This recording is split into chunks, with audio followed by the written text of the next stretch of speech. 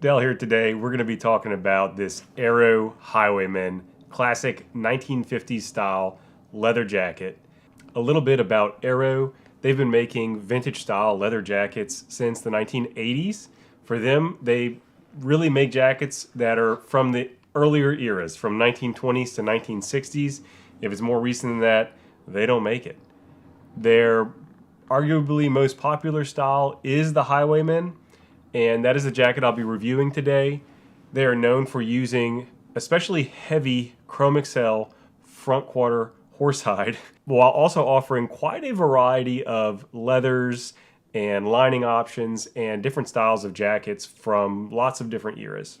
So in this video, we're going to kind of cover the iconic Aero jacket and go into some details about the pros and cons and things you should know about when buying from Aero. So this Highwayman is made out of a heavy chrome excel steer hide.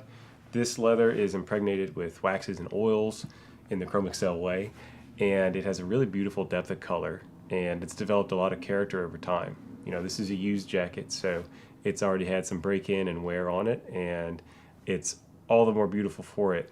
You know, the brown chrome excels are, in my opinion, amongst the most beautiful when it comes to depth of color right out of the box, and they really can develop this great look over time. This steer hide is heavier by weight than their flagship horsehide, but it is a little easier to move in, and I quite like the difference.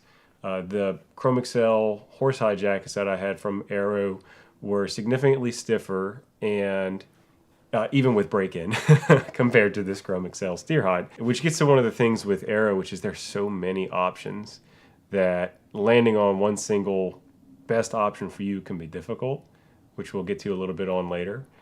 So other things that this jacket is made out of, it's got this tweed lining, really pretty with these kind of little pips of color in there, which I quite like.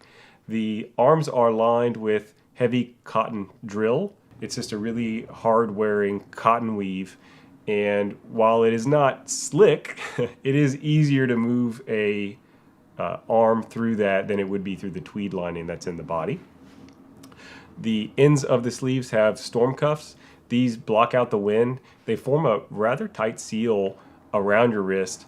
I would say one downside of that is that it can be difficult with a watch on to be comfortable, and I actually don't wear my watch whenever I have this jacket on because of those storm cuffs. The back of the jacket is pretty simple. It has a mild little Western style yoke, but it doesn't have a big dip, and it doesn't really strongly feel of Western vibes. And it does have side panels that can be gathered together with cinches that are at the back bottom of the waist. It does also have two hand warmer pockets. They are not zipped. This jacket doesn't have any internal pockets, although Aero does make jackets with internal pockets. You could get that if you wanted. As to the construction on the jacket, it is well put together with really heavyweight thread. No surprise considering the weight of this hide and the materials that are used for the jacket. So the stitching is not perfectly straight throughout. There are no issues that I found with the stitching, no areas that are not still connected, nothing coming apart. It's functional, but not beautifully perfect like can happen with some of the Japanese and other high-tier makers like Thedi. But again, to get that level of meticulous detail costs a lot more time and effort, and so it also costs a lot more money. So I think it's a good middle ground where you get what you need and the stitch work is well done. One issue from a construction standpoint with this jacket is the zipper. And this is something that's kind of a common complaint that bears out with this jacket. So it is a relatively small zipper. It's a number 5 zip, and this jacket is heavy. I mean, it weighs 5 pounds or so, and there's no really heavy metal components adding to that weight. There are not a lot of zippers or buckles or snaps on this jacket, so the majority of the weight comes from the leather, and the zipper on this jacket failed. Now, it's not a catastrophic failure, but the pull tab on the zipper slide got ripped off by the previous person that had this jacket. Is this a huge deal? No. But it speaks to a larger kind of known issue with Aero jackets, which is that they have these heavier, stiffer leathers, and they use these small zippers to be period specific. And it can cause a problem if you're not careful with pulling up that zipper Something to be aware of with Aero jackets, and maybe the most common technical complaint that I hear about from their jackets is the zipper. And this jacket is a perfect example of it. Another thing to note about the construction on this jacket is that you have this really heavy hide, and you have a lining material, this tweed, which is significantly less robust than that hard-wearing leather. And over time, sometimes folks find that that lining wears out, especially in high-wear areas like the bottom hem in the back, and it will get kind of tattered back there. It can also happen against the back of the neck. And I think this is something just to take in stride, honestly. Some people complain about it, but if you can get 10 or 15 years of wear out of a lining and then have it replaced or covered up, I don't think that's so bad. I mean, think about the maintenance we do on boots and shoes and the high wear areas like the heels that might need to be replaced or capped. And just maintaining a heavy duty garment over time seems like a reasonable choice. Quick interruption to say, if you like this video, could you push the like button? If you like this type of content, would love it if you subscribed. It's what I do all the time. Let's get back to it. Let's talk about sizing, fit, comfort. So I am 5'9". I weigh 175 pounds and I have a just over 40-inch chest. I take a size 40 in almost everything. And in this jacket, the Highwayman, I took the standard sizing advice that I see most people give, which is to size down 2 full sizes. So this is a size 36 on me, and it fits like a sort of short 40 in most kind of modern sizing. And this gets to one of the things with Aero that can be difficult, which is that they build jackets to the standards of the era that they are trying to replicate. And this is a 1950s style jacket, and in the 1950s, oversized was in. And so this is a really big jacket if you go off the tag size. And if I bought a 40 in this jacket instead of a 36, I would be swimming in it. Some people just size down 1, and that would make for a reasonable size, I think, 2. I could wear beefier layers underneath it, and it would be slightly longer, but I'm really happy with the fit sizing down 2. With the way that I typically wear jackets and garments, this seems to be the fit for me. Now, the complaint that I see about sizing with this particular jacket, and it feels like people have trouble unlocking this, and there's been so much discussion about this, but I think just sizing down 2 is best for most people. And I've seen a lot of folks wearing them, and it seems like people feel like there's too much material at the back or there's other issues with it, but you need to have a little space on the back or you won't be able to move in it. So it's okay if it's a little bit oversized, even if you size down 2, because you need to be able to move in it.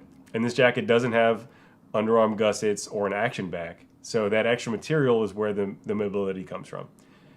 And 2, some people do need to add an inch of length. And this gets to sometimes when you're buying from Aero, you just have to pay really close attention to the sizes for their stock jackets, or if you're buying used, really pay attention to the sizes there. When I say sizes, I mean the specific measurements of the jacket. This jacket has about a 24-inch length, which is great for me, and I like short jackets, as I've mentioned before. But some people might find it to be too short, especially if you're taller than 5'9". Well, heck, what do you do? You might just look for a jacket with a slightly longer back length, which they do make, whether you wait for them to have one show up used or on their stock page, or if you just order a custom jacket from Aero and specify 1 inch added to the length or added to the sleeves as need be. That's an easy modification from Aero, and it kind of built into their custom ordering process, which only adds maybe $100 or $120 to the cost of the jacket, which isn't so bad. Now, once you've landed on your fit, how does the jacket wear? Well, it wears quite easily, I find. And this is interesting because I've worn a lot of different Aero jackets, and this is basically tied for the heaviest, but it is by far the most comfortable. And to compare it really specifically to 2 models that I think are similar, I had both a Premier Highwayman, which is a very slimmed up version of the standard Highwayman. So slim, in fact, that folks typically, instead of sizing down 2 full sizes, they size up 1 size for the Premier Highwayman. So I had a Premier Highwayman in size 42, and all the measurements for that jacket lined up for what you would expect to work for me. But I found that with the high armholes and the slimmed up arms on that jacket, it was way too tight for me to wear comfortably for any period of time. And I really just had to let it go. I had to move that jacket on because if I had it on for more than 45 minutes, it became quite uncomfortable. And it's the kind of thing where it looked great, but ultimately, if you can't wear the jacket, who cares how it looks? So that was my first experience with a Highwayman. I did try another short and boxy style, which is the 1950s half belt. It's another really popular model. And it kind of looks similar to the Highwayman, but it is a little bit longer and a little bit narrower than the Highwayman. And it has a different pocket configuration, and the back looks a little different. But it's in a similar vein of style. And with that model, you size down one from your standard sizing to get a modern fit.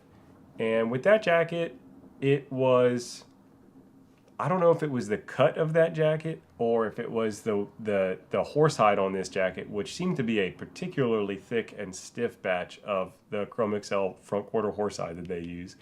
Perhaps this is an argument for not getting the heaviest, stiffest leather you can and trying to manage it.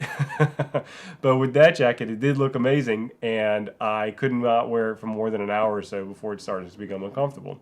And some of that with that cut too, it was the angle of the shoulders. It did feel a bit like that jacket was not evenly balanced across my shoulders, and it was weighing against my neck and the edges of my shoulders. And the slope of the shoulders didn't really match well to mine. And this kind of gets to a point, which is with Aero offers so many different jackets of so many different eras, and they have so many different patterns and cuts and so many different leathers that it can be kind of boggling to find the jacket that both fits like you want and feels like you want. And it has taken me, maybe this is my 5th or 6th Aero, to find one that I truly feel is actually comfortable and fits me properly. Now, kind of silly that I didn't just go for the traditional Aero Highwayman first, because it turns out that actually was the best fit for me. I think it's because so many people talk about how difficult it is to find a fit on this jacket, and maybe it just isn't. Maybe just short and boxy is good. So, as far as the wearability, this jacket feels great, and it is easy to move around in. Yes, it has a little bit of extra material on the back if you look at it as a static jacket, but in motion, that extra material makes it quite easy to move around in. And the larger arms on this jacket make it easy to move my arms and have the phone to my ear and just do stuff without my arms getting tired and feeling like I'm fighting the jacket. All right, so the Highwayman, it's a comfortable, wearable jacket, but what can you wear it with? How versatile is it? And so I think like many half belt styles and straight zip non-motorcycle jackets that have a dress collar, like a lot of half belts, like my Rainbow Country Hercules, these are jackets that have a more refined or dressier starting point. And so they do look great with, a dress shirt and slacks. They look great with traditional workwear, like denim and denim shirts, or chambray, and they can also look good with t-shirts or Henley and jeans, but it would be really difficult to pair with the really kind of modern street style hoodie and sneakers. Might be a harder match. Maybe you could pull it off, but it is leaning a little further away from where the jacket naturally sits to pair it with those more modern streetwear styles. But overall, a really versatile jacket. Let's talk about the cost and the value proposition that Aero is offering with this Highwayman. So if you buy direct from Aero, you're looking to likely pay between, say, $600 to $900 for this jacket. That depends on if you're buying it from their stock page or ordering custom. It depends on what the jacket is made out of. Some leathers cost more than others. This particular leather is kind of one of the standard ones, so it doesn't get an upcharge. And it also depends on the currency conversion for the pound to whatever your currency is at the time you're buying. So there's a lot of fluctuation there possible. I think that at that price, you get what you would expect, mostly. I would honestly like to see a different zipper or the option to have a more robust zipper, but they are not interested in doing that. And maybe you just have to, part of the price is that you're careful with your zipper, unlike the person that previously owned this jacket. I really think that with the number of options available and what they're offering is kind of amazing. I think that some folks would expect Aero at their price to be a grail, high-end, the best jacket ever made. It isn't that, but it is available. It's beautiful. You can find a style to fit what you want. And the price is, I think, quite reasonable for what you're getting. They're not the highest tier jacket. They're not the lowest tier jacket, but they're accessible and available because of that. Now, one of the things that also kind of insulates you from risk regarding price for this jacket is there is a thriving used market for Aero leather jackets. You can either decide to sell your jacket and likely recoup about 50% of the cost, or you can go out and buy a used one for about 50% of the price of new, whatever makes sense for you. So I do think that when you're buying from a maker that has this pool of used jackets that has a thriving market around it, it really does make it easier to give it a shot. So the math here is pretty straightforward. You know, if you wear a jacket like this a few times a week for a year, and then you're looking at a cost per wear that's around maybe $8. And then if you wear it more often than that or wear it for more years than that, the cost per wear just keeps going down. You know, at around 5 years, maybe you're at 50 cents to $1 per wear, which is a fantastic cost per wear. And so it's easy to balk at the price of something that is durable without really considering the effect of that durability on cost per wear. So the value proposition here is quite good. Initial thoughts on this Aero Highwayman are really positive. I really like the fit of it. I like the short and boxy nature of it. I think it's a really versatile style, and I think the leather and construction are incredibly beautiful. I like that the leather is so hearty, and you know, with Chrome Excel, you can get caught in the rain. You don't have to worry about it. All these are great things, and I think that for my style, I'm not really often wearing sneakers and hoodies. I do that sometimes, but you know, this is a good jacket to wear for everything up from there, and that's great. The really only negative I have to say about this jacket is really the zipper. And I don't think it would necessarily be a problem if I have been the only owner for this jacket, but I'm not. And clearly whoever had it before me had a problem that a lot of people do, which is with the zipper durability. And I kind of wish it would be possible to get a beefier zip straight from Aero. It doesn't seem to be something they're interested in, and it doesn't match up with their kind of design and aesthetic goals. But I may very well get this zipper switched out for something stronger if I have problems with it. That'll be something to kind of keep tabs on, and I'll report back.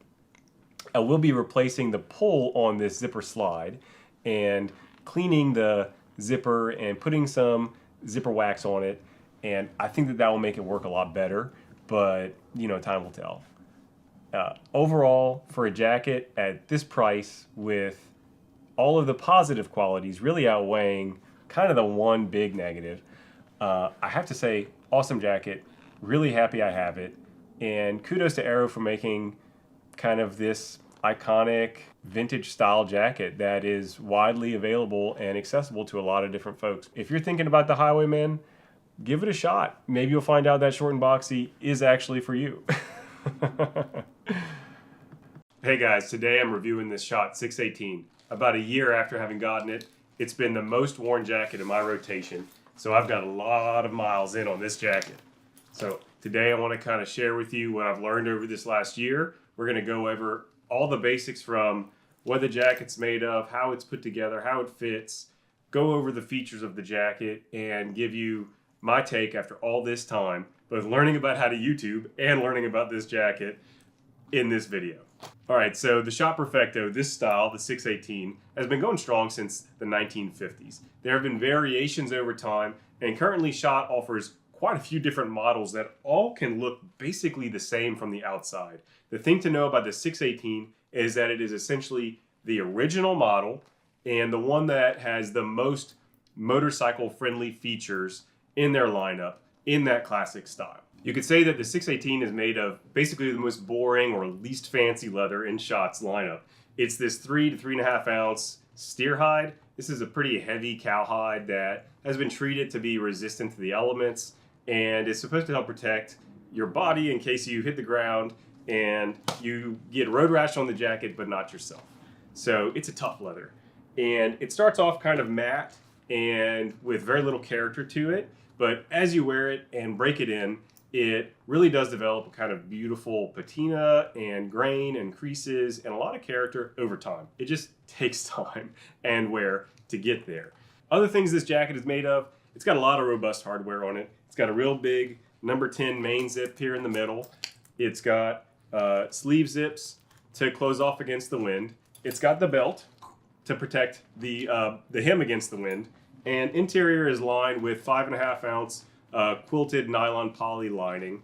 The jacket has pockets, what are hand warmer pockets they're called here at the waist. And it's got a chest zip, you know, back in the day would have probably been used for cigarettes.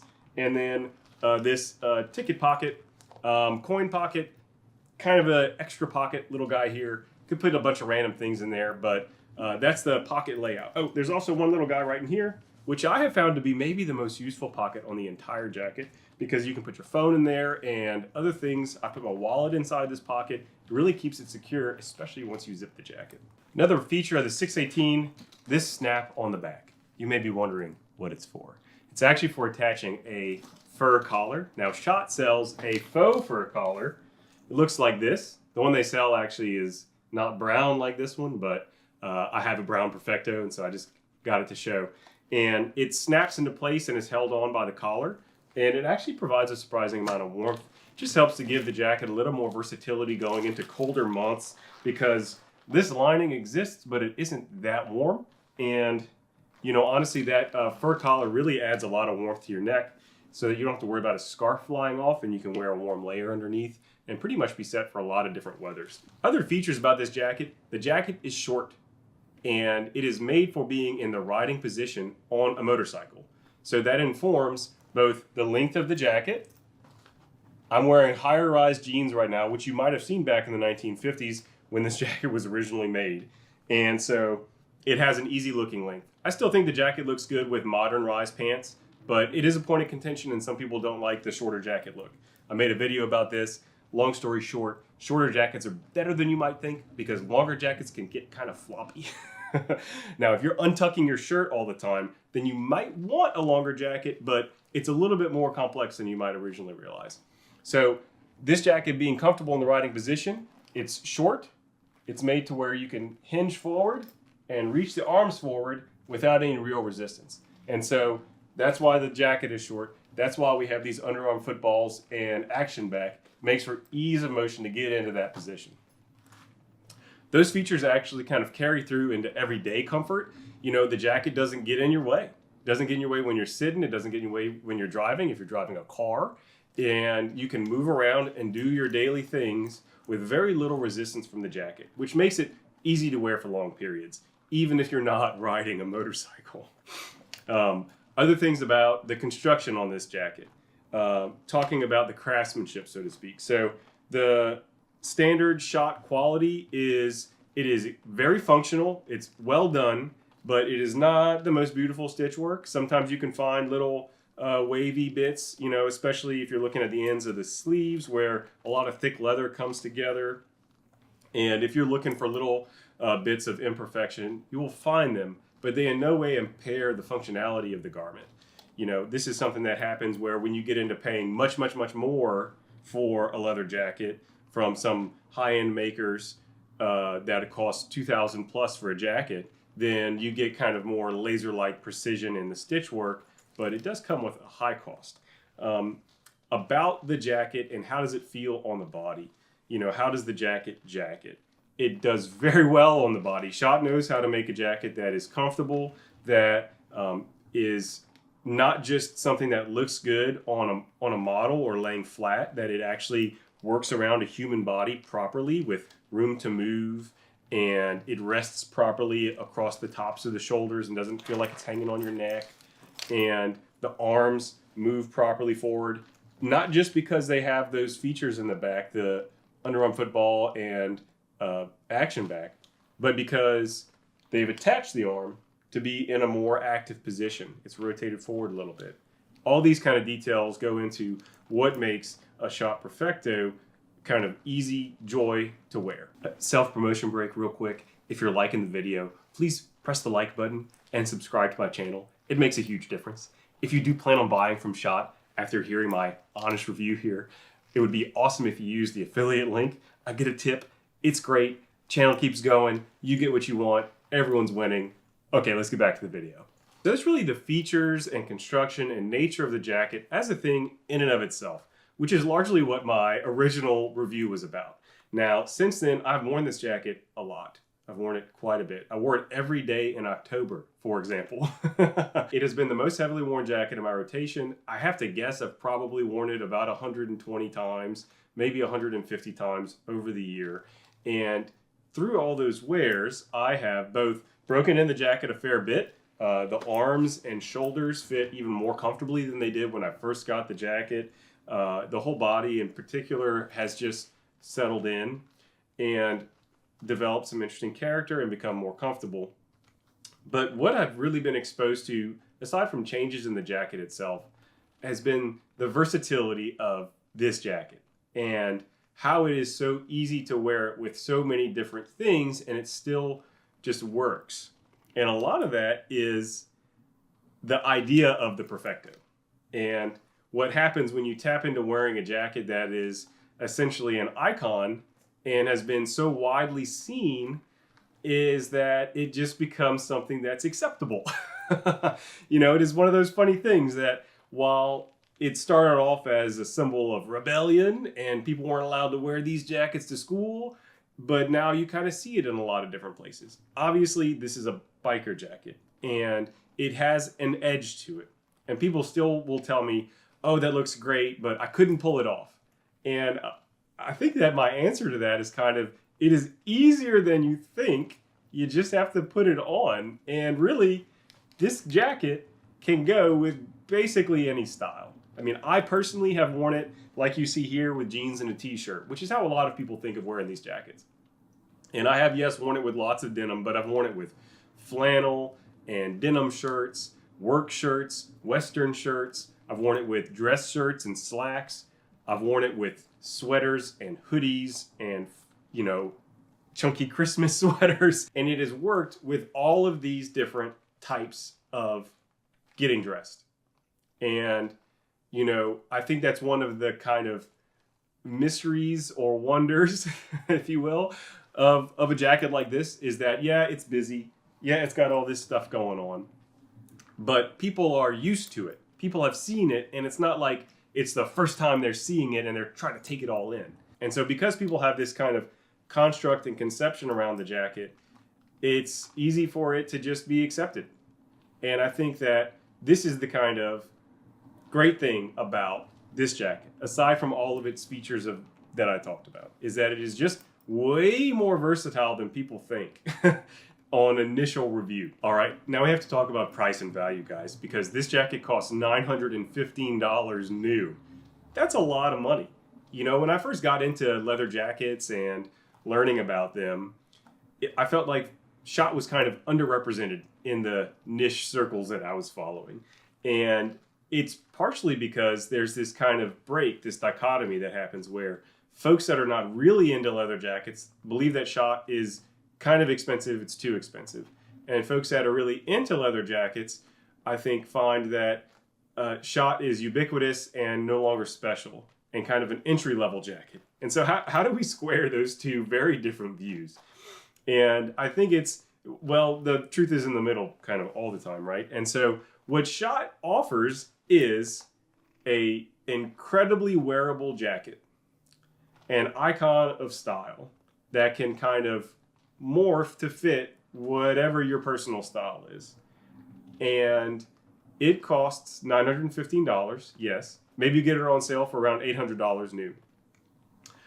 but it's the kind of jacket that you really can just wear with whatever, and it will be comfortable, and you can get used to it and forget about it and incorporate it into your style. Now, cost per wear on a kind of jacket like this, obviously, you know, I've worn it probably 120 times at least over the last year.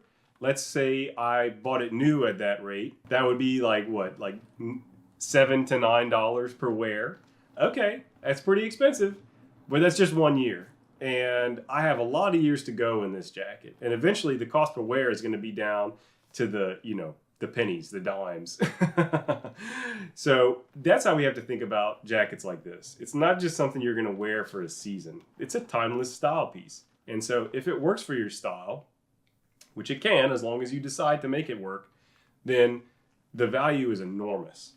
We also have to consider the jacket can be bought used, or if you decide you don't like it, you can sell yours on the used market. And so you're never either having to pay full price if you're willing to go used, or if you do pay full price, you can always recoup a lot of money you've put into the jacket. So the thriving used market for these jackets takes so much of the risk away from buying them, whether if you're buying used or buying new. So again, I think that it's a kind of jacket that the value is there and the cost is much lower than the price tag would indicate. If we do comparison to a similar maker, let's take Vanson for example. They make their jackets in the United States. They're also biker jackets. They also have similar style of jackets. You're paying maybe $150, $100 more for a similar Schott style. And Vanson kind of leans a little harder into the made for motorcycle riding aspect of things. So their designs, while very comfortable and practical, are a little less acceptable off the bike. And so you are paying for a different kind of style there. You know, people have talked to me in the comments and messages that you're paying a huge amount for the Schott name. I think that's partially true, but I think you're also paying for made in the USA and the quality components and their incredible patterns. And when you look at similar makers, you're not paying that much more. So it's a reasonably priced jacket. Let's compare it to other makers. I reviewed the Thursday Racer jacket in black. That's a jacket that's made out of essentially disposable materials that costs $350 new. You can buy a used Schott for the same price and it will last you decades. Or you can buy a new Schott and then sell it later if you don't like it and pay the same price yet again. I mean, if you keep the Schott, you're going to get your wears in over time and it will pay for itself, okay? But if you go for these cheaper jackets, you're not getting the style, you're not getting something that will last, and you're not getting something that has that icon status. So, like, why do that? In short, a year later, 120 wears later, the value is there, and the style is there, and the comfort is there. This is an awesome jacket. And it's funny, too, because whenever I first got it, I was really not sure about it. When I first got into leather jackets, you know, back in 2019 or 2018 or whatever, I always felt like this was never a style that I would wear. And yet, here it is, which has become my most worn. I think it's a testament to kind of the awesomeness of the jacket and its versatility, like I mentioned. So if I had to give the jacket a score, I guess it would be a 10 out of 10. You know, there is one thing I would say that I've been recently looking at, the 613S. And it's not for the stars. I don't really care about that. I know some people think that the 1 star is super cool. I don't care about the stars so much, but there is a difference in the design that I think may make the 613S a little better for how many of my pants fit, which is they're a little bit lower rise on most of my pants. And as you can see, the way that this jacket has the oval shape and then a kind of higher front end, the 613S is cut slightly differently. And it goes a little bit lower on the front. I kind of discovered this looking at my 613 GG and then talking to some other folks about it. And yeah, the S being blunt cut, it has the same length on the back at the longest point, but then how this jacket, you can see that oval shape, how it essentially kind of rises up towards the front and then evens out. It doesn't do that. And so that means that the front being slightly longer does do a slightly better job of covering your belt without adding a lot of extra length. And the jacket is more or less the same length except for maybe a ½ inch in the front. So this coming year, I think I am going to try for a 613S or maybe the SH, which is in horsehide. Very similar design. So maybe the 618 could be a 9 out of 10 after I've compared it to the 613S. Not sure. So do you have a 613S or SH? Do you have a Schott Perfecto? Which model do you have? I'd be curious about your take on it. And thanks for watching this 1 year later review on my Schott 618. Today, I'm going to be talking about this Master Supply Co. Daytona 224 jacket. I will be going into the nitty-gritty on this jacket, but first I want to talk a little bit about the brand and why I am reviewing this particular jacket.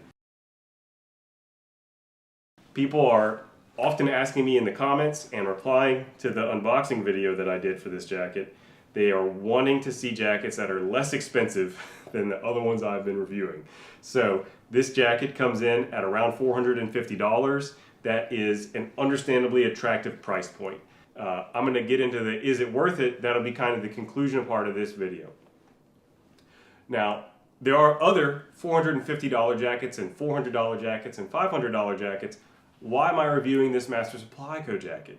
Well, it's because there is kind of a lot of hype around this brand. And much like the Thursday jacket review, hype versus reality, I have been curious as to whether these jackets really jacket well or if it's just a bunch of fluff and marketing and really it's kind of hot garbage that's being sold under the premise of something really nice. And I really need to handle the jacket and wear the jacket to get a feeling for that and give my thoughts on an opinion on it. So that's what I've done. And you know, the infiltration that this brand has really undertaken into the sphere of folks that I follow on Instagram and YouTube to a certain extent has been impressive. And, you know, they have this really over-the-top marketing, this spirit of the old West grit, dudes wearing cowboy hats and leather jackets on horses and all that kind of stuff. And that always struck me as really over-the-top. But then I see their jackets being worn by people that I like their style. And I follow these people and they seem like thoughtful, conscious consumers. And here they are wearing a Master Supply Co. jacket. So, you know, is it fluff? How can I reconcile that with people that I want to trust, these influencers that I like, that are kind of people in my circle, you know, wearing their jackets.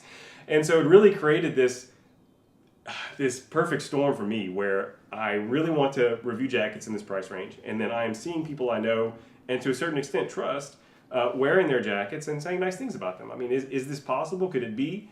Well, let's put our hands on the jacket and find out. And so, you know, it's been a big motivator for me to get into learning more about this brand. I will also say about their marketing. It is really over the top. And I find for me personally, it doesn't really land. It can come off at times as kind of cheesy, you know, like, I don't know if it's forced or just like, you know, there's a dartboard and people are just throwing darts and they're like, all right, it just landed on, let's do the most maximal version of that thing. And so they did that in every possible way. I know, you know, in the attention economy that we have these days, you have to do something to stand out. And going really over the top with the marketing type stuff is definitely a way to do that. And, you know, it really didn't fully click, I think, for me. And I'd be curious what the folks in the brand actually have to say about this. But it didn't fully click for me until I looked at Josh's profile. Josh is one of the 3 founders and a guy with a very large online presence. He's got almost 1 million followers on Instagram. And Josh has a really maximalist style himself, personally. Like, yeah, he's a really fit dude, but he's got the big beard, he's got tattoos, a lot of stuff that's cranked to 11 when it comes to what appears to be his personal style and how he presents himself online. So it kind of makes sense from a brand standpoint if the person in the like 3 buddies that is having the most online presence and y'all are trying to figure out how to convey this new brand through that person's already excellent following to go for the same kind of thing, to go maximal. Whether that's the origin story or not of the style of their marketing, personally, it was, for me, part of the cognitive dissonance, seeing this really maximalist, over the top, to me a little bit cheesy, marketing type stuff, but then seeing folks that I thought did not have over the top or cheesy style rocking their jackets. Well, how do we pair those things? So, you know, that's my idea of the brand's marketing. You know, they're based in Canada, they're making jackets in Pakistan, and they're selling them at this awesome price. So let's talk about this jacket. This is the Daytona 224. The Daytona, as you see, is a cafe racer style jacket. It is a 224 due to some design differences from the earlier Daytona. I would say, to me, the biggest distinctifier, if that's a word, is the leather on this jacket. So it's a 1.3 millimeter Buffalo. The jacket weighs about 4.8 pounds. That puts it at a comfortable mid-weight. For comparison's sake, my Schott 618 is 4.5 pounds, so 4.5 pounds. This jacket is slightly heavier than that. But from a why is this a 224 standpoint, it is how the jacket is colored. It has a light kind of cognac brown base, and then they top coated it with black pigment, and that black pigment is intended to fade and wear off very easily. And apparently within about 2 months or so, you actually would see significant change from this new state to a much more faded state. And it's actually something I didn't realize when I ordered this jacket. I just thought it was a black jacket. And then I looked more at the description when I was about to do the unboxing, and then I was like, oh my gosh, I've ordered this jacket that's a fast fading jacket, which is honestly not my cup of tea. I mean, I know it could be for some folks. For me, I prefer to put the wear in myself. This jacket's going to do it a little bit for you. So that's a big kind of what makes this jacket a Daytona 224, that specific model. They had the original Daytona. They also have Daytona Reload. So there's a lot of different models. Pay attention to the model. Other things that this jacket is made out of. It's got this paisley lining in it. I actually love the look of this lining. I like things that stand out, but I do find for a lightweight, smooth lining compared to, say, other poly or poly blend or nylon blend style linings, it is slick, but it seems like it would retain warmth a little more so than the rayon linings I've had, more so than cotton or even really lightweight, kind of like suit material style lightweight wool linings that I've had on jackets. This one seems like it might be a little warmer than I would prefer for what is really aiming for a lightweight, easy breezy style lining. Other features, you got the snap up here, which is branded Master. You got the main zip and the pocket zips and the sleeve zips, all of which are YKK zips. This is a number 10, and then the pockets and sleeves are number 7s. These zips are fine. They work great. I love the color that they went for. It makes sense with this kind of color of leather. One funny thing I would say about the zippers is this zipper is on the left. Every other one of the jackets I currently have, the zipper slide is on the right. It is not a functional problem, but it does make for a little bit of oddity when you're going to zip or unzip it. It's the other hand. And, you know, I think actually my Fetty leather jacket, that was a zip jacket, also was on the left side. So this is not something unique to Master Supply, but it is something kind of different. And I would say it doesn't have to do with male or female zipping, like for women's clothes versus men's clothes. Other things that this jacket is made out of, well, that's it. That's it for the components. Let's talk about the features on this jacket. Look, these zips, there's nothing wrong with these zips and having zip pockets. I actually like having zip pockets, and it can be a nice thing to have an internal secure pocket. I would say that having what is essentially 3 pockets stacked on top of each other on either side of this jacket, it makes for a lot of material, especially if you look, you can kind of see here on the interior, there's a lot of built-up leather around this and the welting. It makes for kind of a stiffer area on this relatively pliable leather, and you can see how it wants to bulge out, and it's kind of visible through the jacket. Through the exterior, you can see that there's a pocket under there. To me, it feels like I would like this to be slimmer down, or even not to have internal pockets, or reduce some of the bulk involved with the pockets. Maybe it's intended to make it to where this won't tear into the liner. It's reinforced, right? But I don't know. It seems like it's a trade-off that's being made. It's too bulky to me. And other things that strikes me as a little too bulky is these sleeve zips here.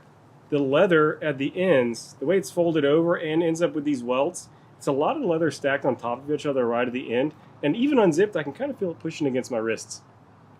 These aren't end of the world things. But talking about moving towards ideal, it would be nice if there was less bulk involved there. Other features of the jacket, let's look at the back. It's got an action back. And this very slight lower curve here. You know, this action back, I wasn't sure about it in the unboxing video, but after reviewing the video and moving in the jacket a bit, zipped and unzipped, I do feel that it is functional. I think if you notice how close it is to this armpit line, if it was a little bit longer, it might be more functional while still being not overly large. And it's something that for me, I don't think would be a problem. But for a bigger person, or if I was wearing layers all the time with this jacket, having this kind of shorter style action back, sometimes this little area right here gets put under a lot of tension, and it could lead to tearing or some issue here. Not true for every jacket or even every person that's using a jacket with a smaller action back, but something that I've heard about happening with, say Aero, for example, Aero leathers. They have a really short action back that they use on some of their cafe racer models, and I've heard of a couple people having an issue with that. Again, it's not something that would be a problem for everyone, and could realistically be considered to be an intentional design choice, but just something to point out. I do also want to point out here about the leather here. One, you can see here in this sunlight, it's got a nice sheen to it. This buffalo hide has a decent grain. They've done a good job of having this big panel overall matching, and then this smaller panel having a kind of different set of grain. All of that is, to me, well done and thoughtfully done. I would note, though, that you can see it hanging here, and this is a brand new jacket that I've essentially not worn, that it wants to crease right here. And I noticed this in the pictures that I took of the first wear that I wore after the unboxing.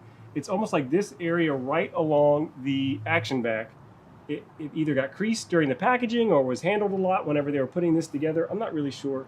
It's the kind of thing that might even out after a lot of wear. But it is noticeable right out the back that there's kind of a crease here. So that is what the jacket is made out of. Those are the features of the jacket. We need to talk about how the jacket's put together, the craftsmanship. Now, we have spoken about the welting. Aside from the welting, I really think that this is a really neatly done job that they've done around all the pockets, which is often an area that you might see some sloppiness kind of coming out. The lines are all straight and well done and even. There are no extra loose threads that I have come across, and I've looked over the whole jacket. And all in all, I think that this jacket is nicely put together. They did a good job on the sewermanship. It's not perfection, and you can kind of see maybe a little bit of wobble there. But overall, this is a good job. All right, so let's put this jacket on and look at some motion in it.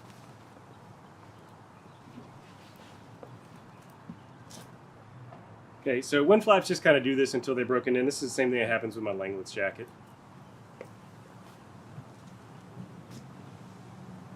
Now, you might have seen this in the unboxing, but we're going to do a little rehash if you haven't seen that.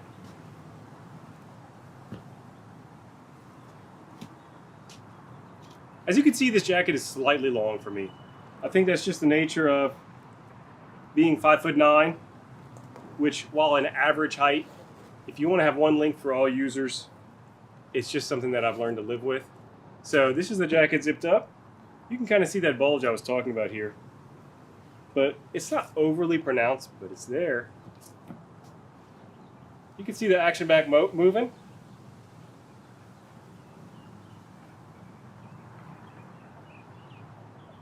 And you can also see how tension rises through the back as it gets tight there, and then how it would build up against that lower seam, and why it is kind of tends to be a part where you have to be careful with.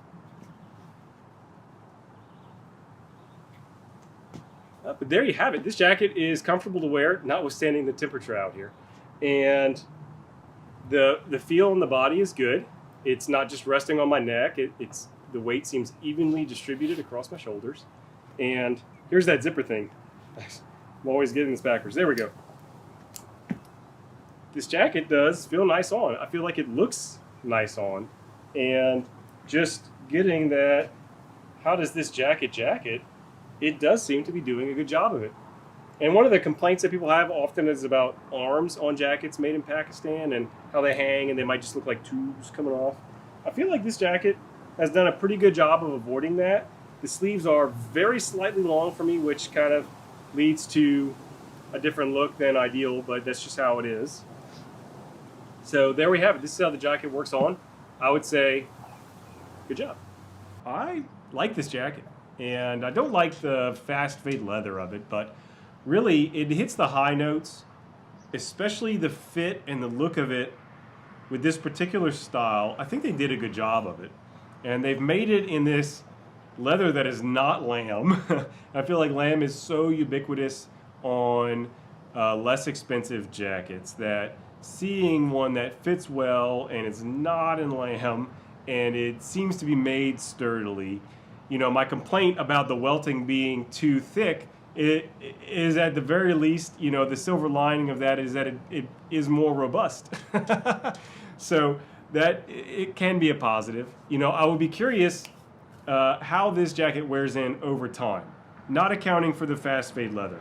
And that's unfortunately not something that I can give any meaningful answer to because I'm returning this jacket. I don't want a fast fade leather, and I'm not going to play around with it just for its own sake. That being said, I actually have a Daytona reload that'll be coming my way, which is in a black cowhide at 1.5 millimeter, so a slightly heavier jacket in a non-fade black leather that I do plan to spend some time on and could probably give more information about that. How do Master Supply Co. jackets wear in over time with that jacket, even if I can't give it with this Daytona 224. So all that at this price, around $450, I think is a good deal. Looking around at other jackets, you know, it seems reasonably priced, honestly, and more set at a baseline price, a direct-to-consumer price than you see in the malls. Obviously, Master Supply Co. does have sales from time to time, so you might be able to snag this jacket for less. Kudos to you if you do that. I think for the retail price at $450-ish, that's a good price. For this jacket that I'm looking at and wearing and checking out these details on, it kind of all checks out. And so for ultimate, like, is it worth it? Would I recommend this? I would. I really can recommend this jacket, and I will recommend it to folks that ask. I think that the biggest question will be, make sure to look at, is it a fast fade leather? And then kind of within that, some of their jackets come pre-distressed. You know, and I think this is something that I've especially seen on those Gold Rush models. And again, this is not something like the fast fading, the pre-distressing is not something that appeals to me. I think that this is something that is entirely to personal preference. It is not to my preference. Obviously, I see people wearing this jacket, so some people like that. Okay, go for that. But I would prefer to have an authentic break-in of my own and to see that character develop through my own efforts and instead of buying it like that. And so that's kind of something that is about the brand that I've noticed, that they do have these offerings. And I mean, is it like ripped jeans? Are people buying ripped jeans still? Maybe. You know, all things old are new again at some point. And pre-distressing is something that I think will always come and go. And if that's something for you, then look at those models. But pay attention to them when you're buying their jackets so that you don't accidentally get something that's pre-distressed or a fast fading leather, since that is included in their offerings. Now, anything else about this Master Supply Co. jacket that I didn't cover, I would love to hear your questions. I know a lot of folks commented on the unboxing video that they already had these jackets and they're curious about my opinion. So I'd also be curious if you have Master Supply Co. jackets, how my thoughts have lined up with your experiences, especially folks that have been able to wear theirs for a longer period of time. And how have they seen that wear work for them? I would love to hear from you. because I want to build as much information up as I can for the eventual review of the Daytona Reload that I have coming up. So, as always, thank you for joining. Have an awesome day, and wear what you want. All right, so you're trying to decide between two Schott Perfectos, the Schott 618 and the Schott 519. In this video, I'm going to run through the differences between these jackets so you can make a good choice when you're picking one out. Really, two main differences between them are the leather they're made out of and the cut or fit of the jacket. But before we talk about those specific two major differentiators, we have to think about the overall style of these two jackets. So the 618 is the classic motorcycle biker jacket. So everything about this jacket is informed by that. So it's made of the leather that's better for riding a motorcycle and protection. It's got features that make sense for being on a motorcycle, and it's really from an era, the 1950s. So you have to think that this jacket made the most sense in the 1950s. Switching over to the 519, this jacket is a more modern addition to the Schott lineup. This jacket is not really made for riding on a motorcycle. This is a more fashion-oriented jacket that takes a lot of those classic biker features and tries to make them relevant to a modern guy who wants to wear a jacket around onto town. So taking those purposes for the jacket, it really makes sense when we start looking at the leather they're made out of and how they're built to be fitting on the body. The 618 has this very matte, very stiff, heavyweight, tough steer hide. This is a leather that starts off basically looking like a boring blank canvas. And it's also not as comfortable when you're first wearing it because it really needs to be broken in. And Schott even acknowledges this on their website. It's very stiff. So when you're looking at my jacket here, which is a jacket that you can see has been worn and broken in, I will say that this jacket has become very comfortable on me. But I'm the second owner and I've worn this jacket quite a lot. That being said, with time and wear, this leather really does become beautiful. It picks up those kind of scars, those marks of use, the creases and rolls, and the arms take on a lot of character, and just everything about the jacket settles in to your body. And so this leather, being this kind of biker leather, is really robust and takes a lot of work, but eventually does have a big payoff. All right, so the leather on the 519, this leather is a mid-weight pebbled cowhide that has a kind of waxy nature to it.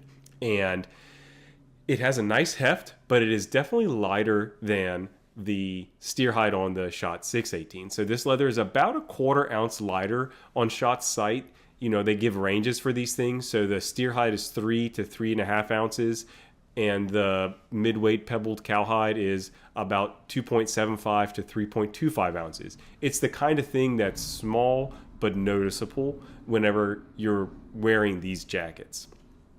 Also, because of the nature of this leather, the lightness of it has some impact on the wear, but the fact that they have treated this leather differently during the production, and that pebbling, which is basically they've pre-broken in this jacket. So it is very soft. It is very comfortable. There is essentially no breaking in that happens with this jacket, or very little.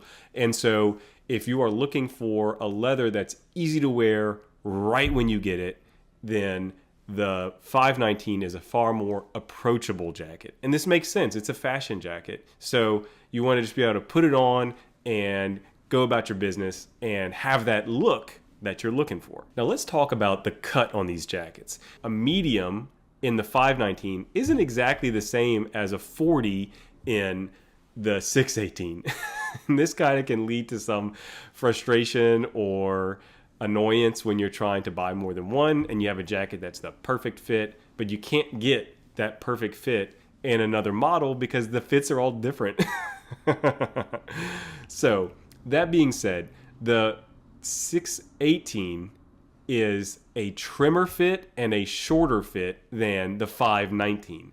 Literally, the arms are about a half an inch longer on the 519, or maybe about a 3/4 of an inch, and the body is a full inch longer on the 519 than the 618. And this also kind of does make sense for talking about their purposes, going back to that. So if the 618 is meant as a purist's riding jacket from back in the day, then the trim fit is really necessary because you want it to be close to the body on the motorcycle, and you want it to be short for the riding position, and you want the sleeves to just be long enough to reach the wrists and lock them in.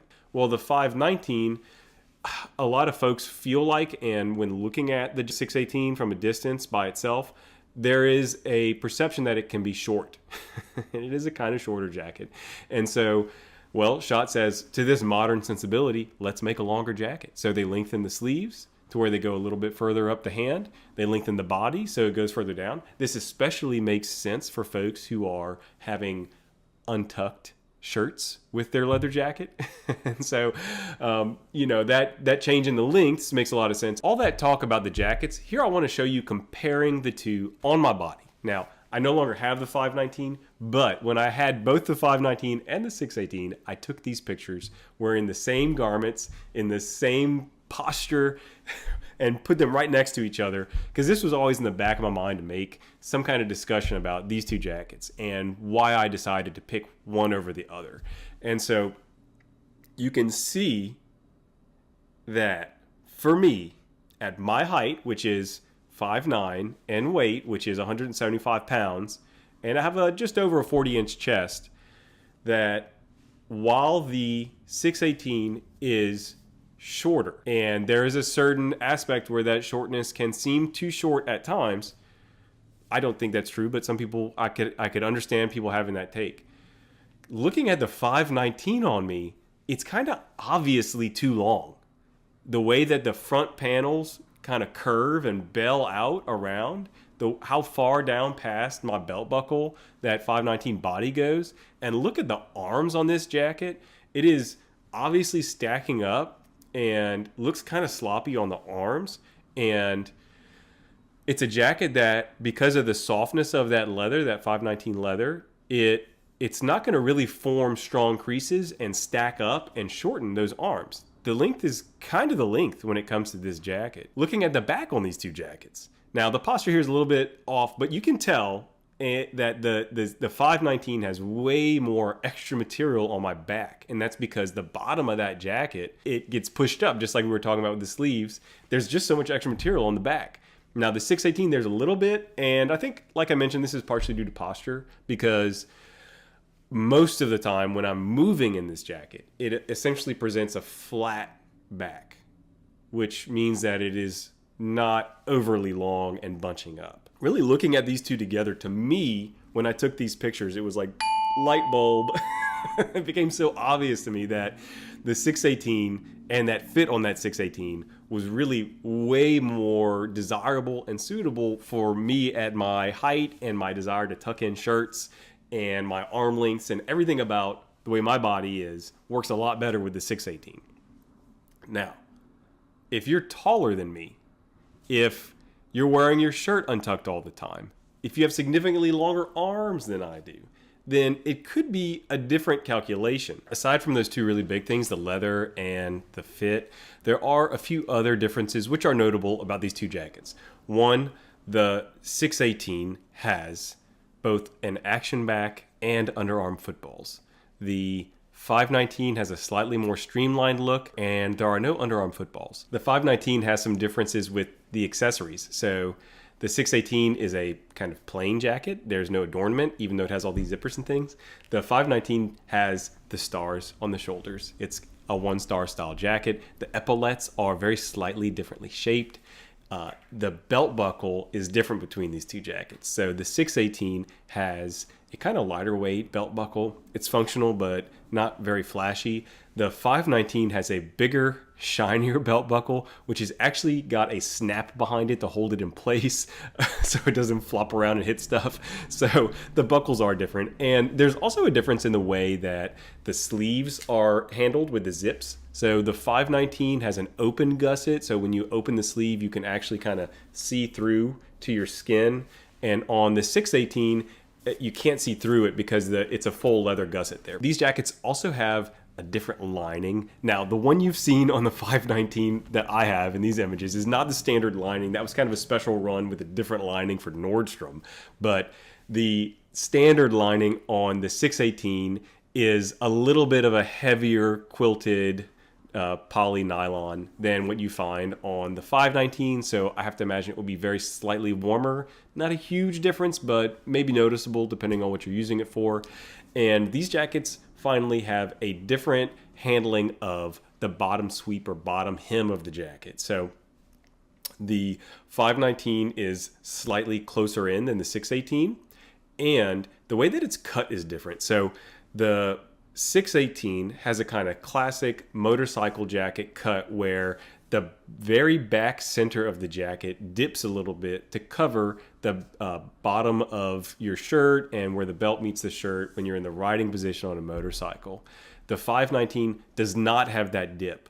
The jacket length is flat against on the bottom, and because it's flat and all the way around to the front, there's no kind of rise up like there is on the 618. That means the front length is a little bit longer too on the 519 versus the 618. If you're looking to buy from Schott, I have these two jackets linked in my description. If you go through those links, I'll get a small affiliate commission, which is basically like giving me a tip for helping you make a good choice.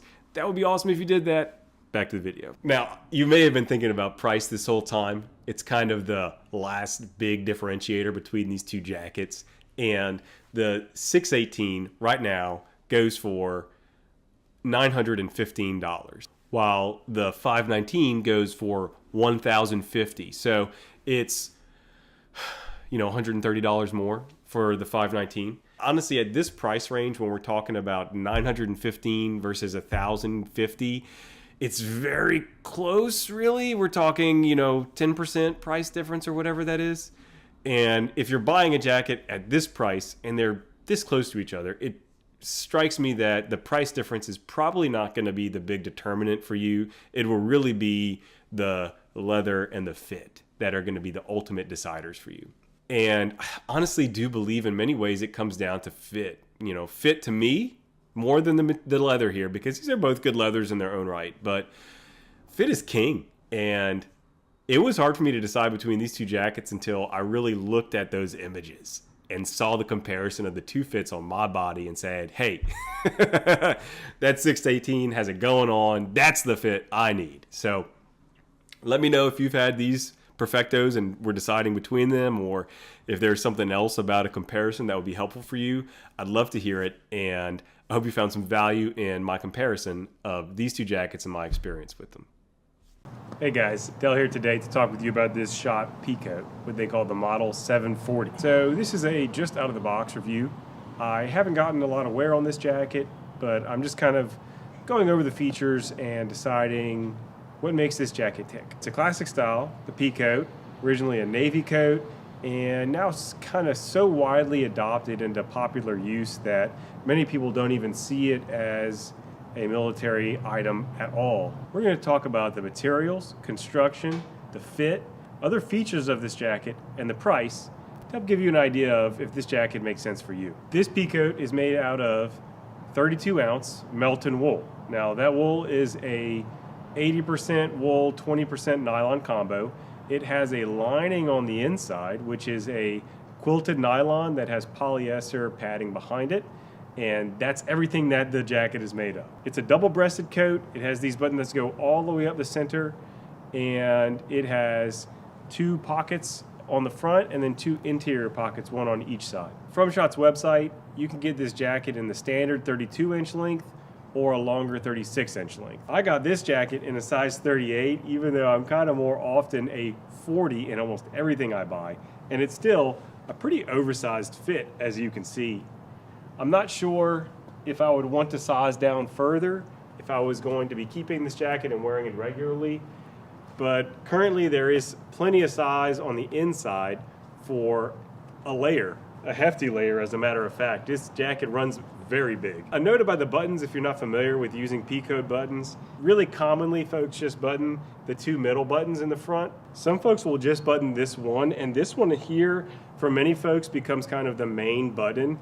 I would encourage you not to be lazy and rely on a single one of these buttons to hold the weight of this jacket closed, because I have read many reports of folks basically breaking this button, wearing away the thread, putting too much stress on it, and the button coming undone. So really your best bet is to keep at least two of the buttons done whenever you are doing the jacket up, so that you can spread some of the tension of the jacket across more than one button and have them last a longer time.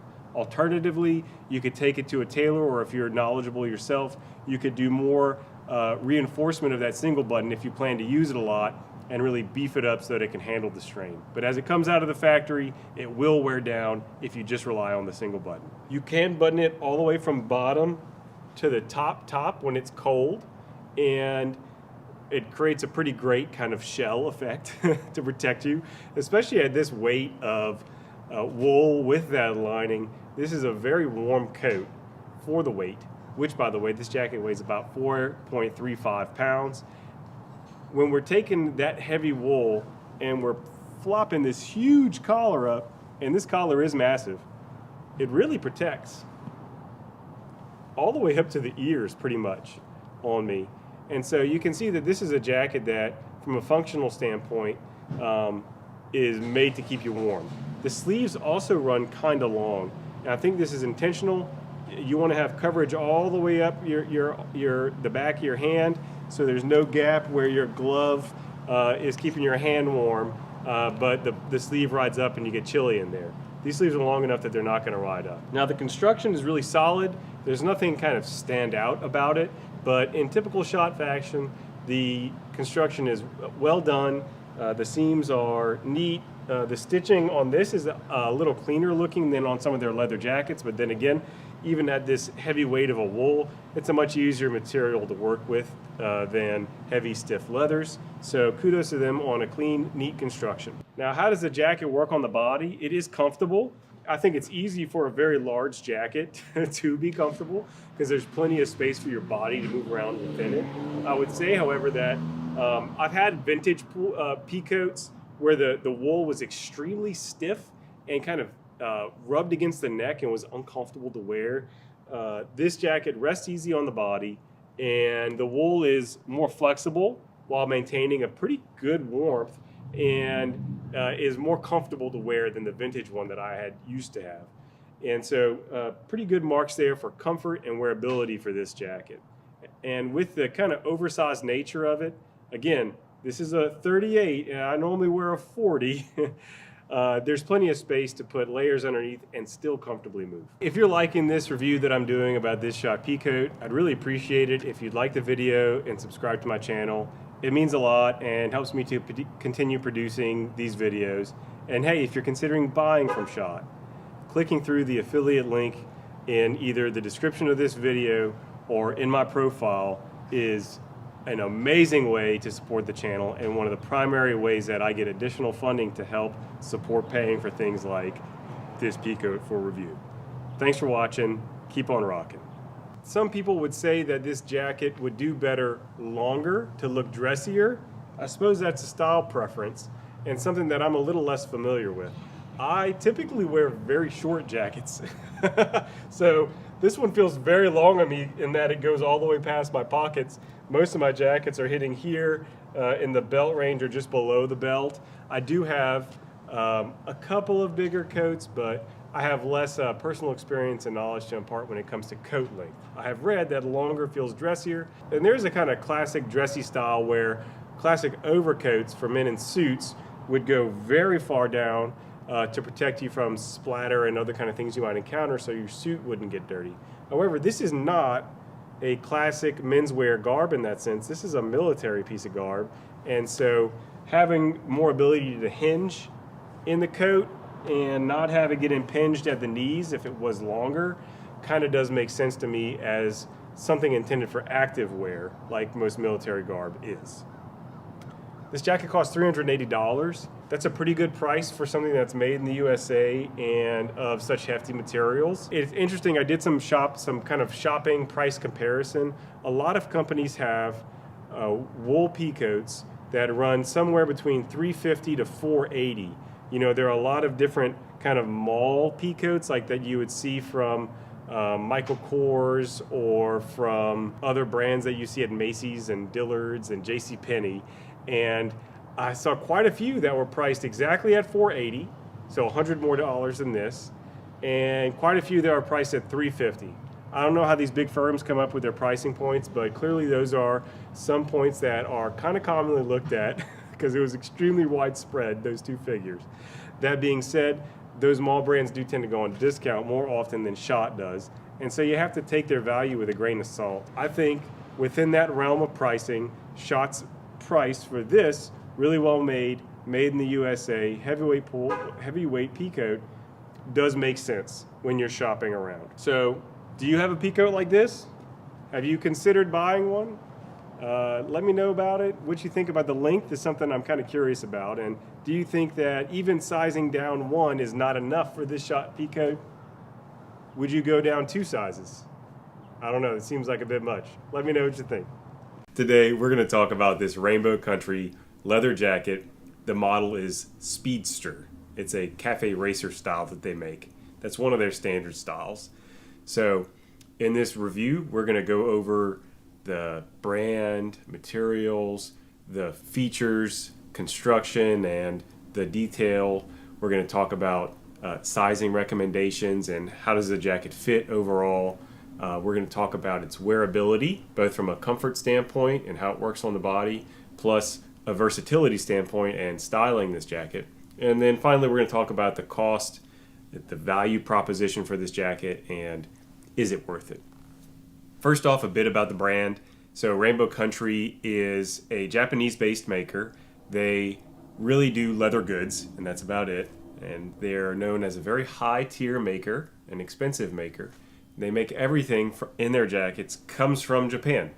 All of the components are Japanese made, and they're all assembled in Japan. So it's a 100% Japanese made garment. And they really have a kind of focus on 30s to 50s Americana styles. I did do a review of another Rainbow Country jacket, their Hercules model, and you can see that review. I'll put a link to it here. Now, the materials on this jacket. Now, it's a leather jacket, so obviously leather is the primary material, and kind of if you're interested in this jacket, there's a high chance it's because of the leather that they use. And that leather also drives the cost, and in general is one of the just core components and most important things about this jacket is the leather. And just to say it, the leather is simply stunning. So this is a hide that's made from the Shinki Hikaku leather tannery in Japan, and a kind of a famous place for high-grade leather materials. And Rainbow Country has specifications that they use, and then to my understanding they also do some treatments to the leather after they receive it. And the leather on this jacket is substantial. It has a beautiful grain, very kind of tight grain, I would say, and just a depth of character. It's robust while still being pliable. It is in some ways a perfect leather for just a really comfortable but robust and stylish leather jacket. Really a kind of it's hard to put into words just how beautiful this leather is, and so that's why we have the pictures and everything. But I would also say it just feels really nice, and that is hard to convey in pictures, but just the texture of it is wonderful. And I have been told, so I have a really bad sense of smell, but I have been told also that it has a really pleasant leather aroma. Something that I can't really tell. This also came up recently, and something just to throw in there. This is a very quiet leather. Some leathers are really squeaky, and that tends to be due to their top coat or something that's been added on top after it's been made, like a conditioner or something that's squeaky. This leather is very quiet. Very quiet. It basically makes no squeaks at all. So other materials for this jacket, its lining is a very kind of smooth, slippery rayon, and that lining is throughout. So both the body and the sleeves on this jacket have the same lining, and that fits in with the kind of style of this jacket, which is intended to be a lightweight racing shirt style, cafe racer style jacket. And those tend to have a kind of lighter weight, smoother linings. The zippers, they are branded with Cal MFG, so for California manufacturing. Rainbow Country is the maker, and their brand is California Manufacturing Co. And so they have the California Manufacturing label on the zips that have a pull tab, all three of them. And then the chest zippers are ball and chain style, and they are also branded with California Manufacturing on the ball. I just noticed that. There's one interior pocket on this jacket and no exterior pockets for the hands, just the two chest pockets. So kind of a streamlined front end of the jacket. The back has an action back that goes all the way from a half belt waistband, and then the action back is actually quite a large action back that goes all the way from that midpoint to the top of the jacket. The construction of the jacket is superlative, beautifully made, extremely well done with an extreme eye for detail. The stitching is very straight, very neat, with a high number of stitches per inch, and it gives off a very well put together, refined air. And in fact, they've even stitched in the lining on the inside. It is not blousy or moving around at all. This interior of the jacket stays in place, and the stitch work, they've actually made it to where it completely mirrors the stitch work for the leather that's put the jacket together. Other things about the construction, the band collar is comfortably made to where it stands but does not get in the way, and all of the zips and snaps and everything work smoothly and are a reasonable size for the weight of the jacket. There's no kind of mismatch between any of the hardware and the materials. Everything about the jacket from a construction sense is really well thought out and well done. So sizing on this jacket, and this is one of the really wonderful things for me as a dude in America buying a Japanese-made jacket, is that their sizing really works for me without having to make any adjustments. And by that I mean I typically take a size 40 in American sizes. For example, my Schott 618, this is an American biker jacket. I wear a 40 in that jacket. And in this Rainbow Country jacket made in Japan, I wear a 40. And the fit is really good. Just for reference too, I'm 5'9", I'm 175 pounds. My chest is just over 40 inches. And this size 40 fits exactly how you'd want a cafe racer racing shirt style jacket to fit, which is, it is a trim fit with room to move comfortably, but not really a lot of room for layers. Other things to note about the fit, it is a very trim fit, and the jacket does have high armholes, which could lead to some degree of limited mobility, especially while zipped. However, because this jacket features this really full action back, it actually is very comfortable to wear. It moves very easily with the body, and the kind of slippery lining on it makes it go on and off very easily no matter what I'm wearing with it. It's just a very comfortable jacket.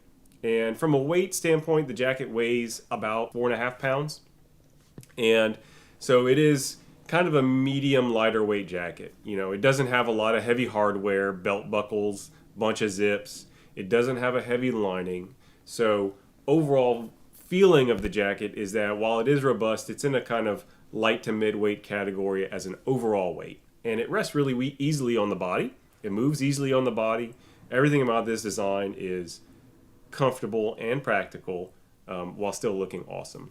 And talking about looks and versatility and styling this jacket, the color, a brown, it's a really kind of rich burgundy brown. It has an interesting depth of color to it.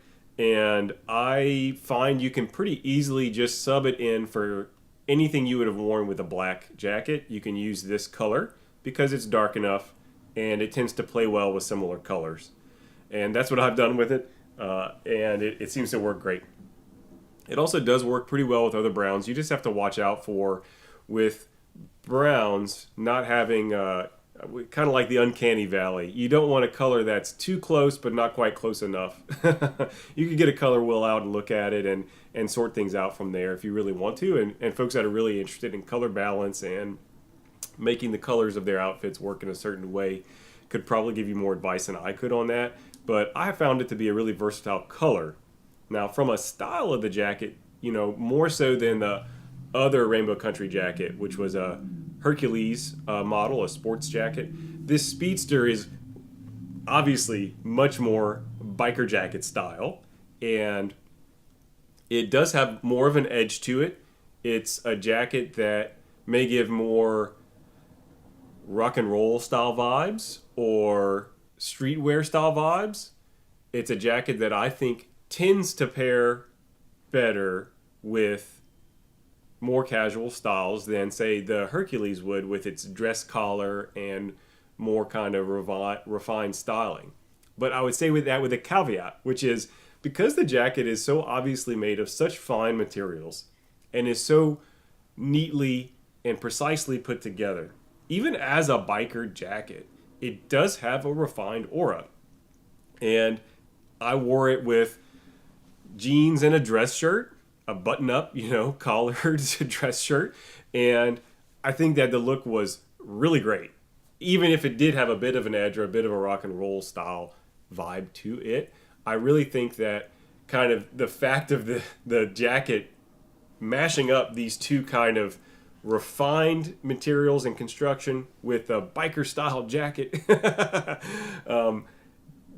does give it more versatility than a biker jacket, like a cafe racer style jacket from Vanson, who is they're really making true biker jackets. I do think from a temperature standpoint, the lighter lining on this jacket and the lack of room for layers does mean that this is a jacket that is for those not so cold times. It doesn't have a melted wool lining and cotton flannel in the sleeve, so it's not going to do as well during those colder months. But hey, this is great for summer nights or spring weather and transitional weather, and what I think the perfect leather weather sometimes is in the 60s, and it really works well in that kind of weather. Let's talk about the cost. So this jacket costs over 200,000 yen. The list price when I looked it up was, I believe, 225,500 yen. It's a big number.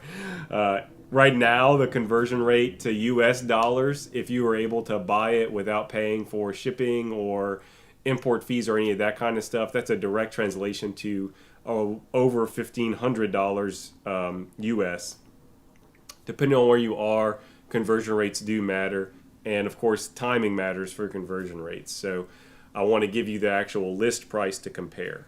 Now, that typically means if you're buying this jacket used, you can get it for less than that, but you have to consider that with really nice jackets like this that are produced in limited numbers, scarcity impacts pricing, and you could probably expect to pay anywhere between $1,000 US to $1,500 US, like the full price, even if you're buying this used, just to be able to buy it.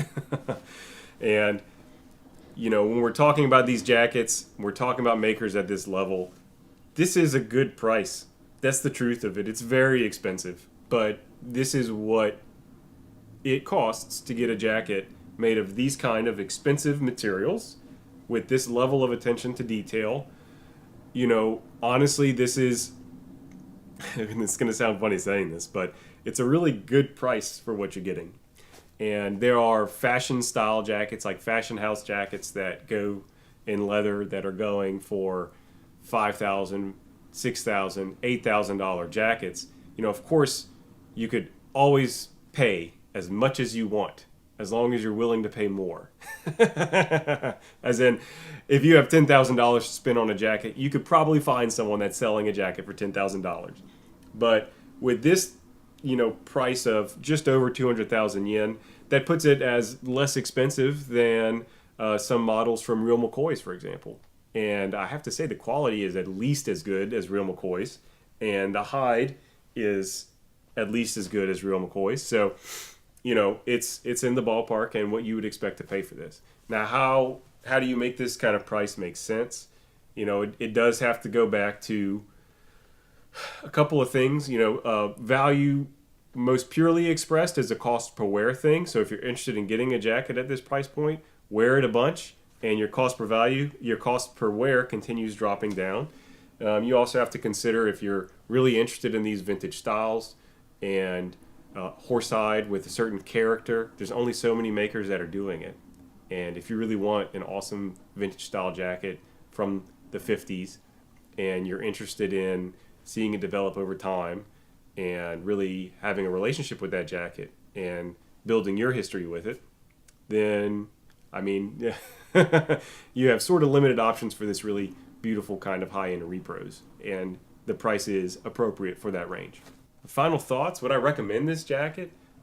Yes. I've worn a lot of jackets, and this is my second Rainbow Country, as I mentioned, and man, 2 for 2. This is only the second Rainbow Country jacket I've tried on. I've tried on so many jackets over time. And this second Rainbow Country is just as superlative and awesome and well-fitting as my first try with Rainbow Country. And that is really saying something, that they are making an awesome jacket. They're making a jacket that really fits well on the body, that's really well thought out, that's beautifully constructed out of these beautiful materials. And it's really hard for me I can't really find any negatives. The only negative I could say would be, can you find it in your size? Can you find it in the color you want? And can you afford it?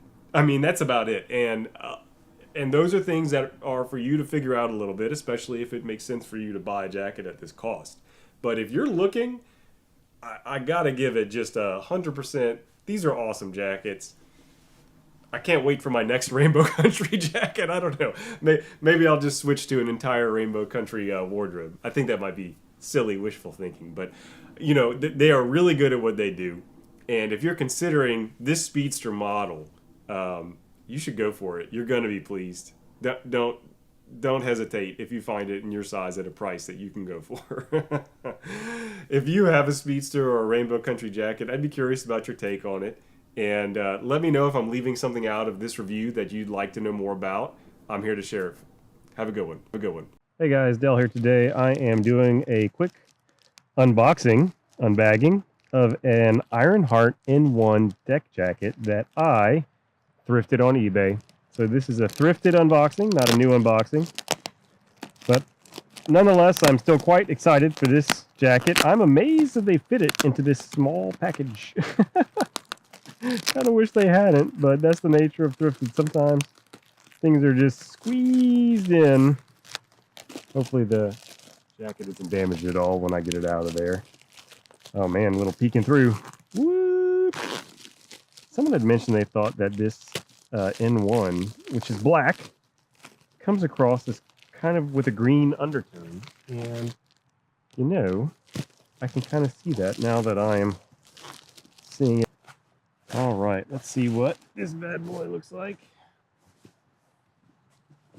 It is a jacket, ladies and gentlemen. It is a jacket. They rolled the cuffs up, I guess, for their use. I wonder if they washed this bad boy without telling me. So this jacket has these storm cuffs, which you can see hidden here, along with buttons on the wrists, buttons all up the front, and a zip underneath. Heavy duty. And I love this paperclip zip. Let's get this fella open. Oh, it's a two-way zip. Oh, that's the first time I realized that. The more you know. Ah. Cozy city. All right, so kind of a brown lining and a black jacket with a mild green tone. Let's see what it looks like worn. All right, so about to try this jacket on. This is how it looks right out of the bag, not the box. And it's gonna have to be, maybe I'll get a roller or something to clean it off a bit. It's got a little bit of fuzzies and all that. To go over quickly the features, so it has this really cozy interior lining. And the sleeves have a quilted lining, pretty sweet. They have storm cuffs, keep the warmth in. And this button adjustment on the back, I wonder how many people ever actually use that. It seems doubtful. And obviously this really burly 14-ounce whipcord as the shell. This flap button here, again, I wonder how much that actually gets used. Obviously the warm collar, being able to pull that up, that's a very practical feature. It's a built-in scarf, basically, is the way to think of that. And let's give it a go. Let's put this jacket on. This is a medium. And I got some sizing advice to take a medium in this jacket from someone I trust. And so, let's hope their advice is good. Okay, getting these sleeves in. Now, I would obviously not be normally wearing, I don't know, this color combo isn't one I normally go for, but it's an unboxing video. It's off the cuff. So, I'm wearing a lot of blue with this black jacket. And, gotta say, fit feels good. Also have to say it feels too warm. It's actually quite warm here right now. It's in the 70s. This is not a jacket to wear for 70-degree temps. It's like 75 or something like that right now. Let's check out the zipped up situation. And we'll button some, but not all of them. I have an A2 deck jacket, which I did a review of, and I really like it. It's a kind of more fly under the radar, kind of an elegant, everyday wear jacket. It's not as warm as the N1 though. A little less robust. Oh, I am toasting up.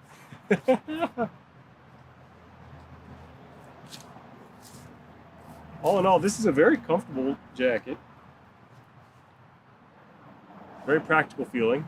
And I'm in a place where it's colder now, so I think that this will do really nicely. And I could wear it with a light sweater or flannel or whatever if I wanted to. But at a medium, I don't have a huge amount of space for layers in it, but it feels great for a slim fit. And man, really happy I found this thrifted piece. Any questions you have about this jacket, I'll be wearing it more and doing a full review on it. Hit me up in the comments. I'll look into it and keep an eye on those things as I'm wearing it and forming my opinion. And as always, have an awesome day. Hey guys, Del here today. We're going to be comparing an expensive versus luxury leather jacket today. So the expensive jacket is this Schott 618. It is made in the USA and it costs $915.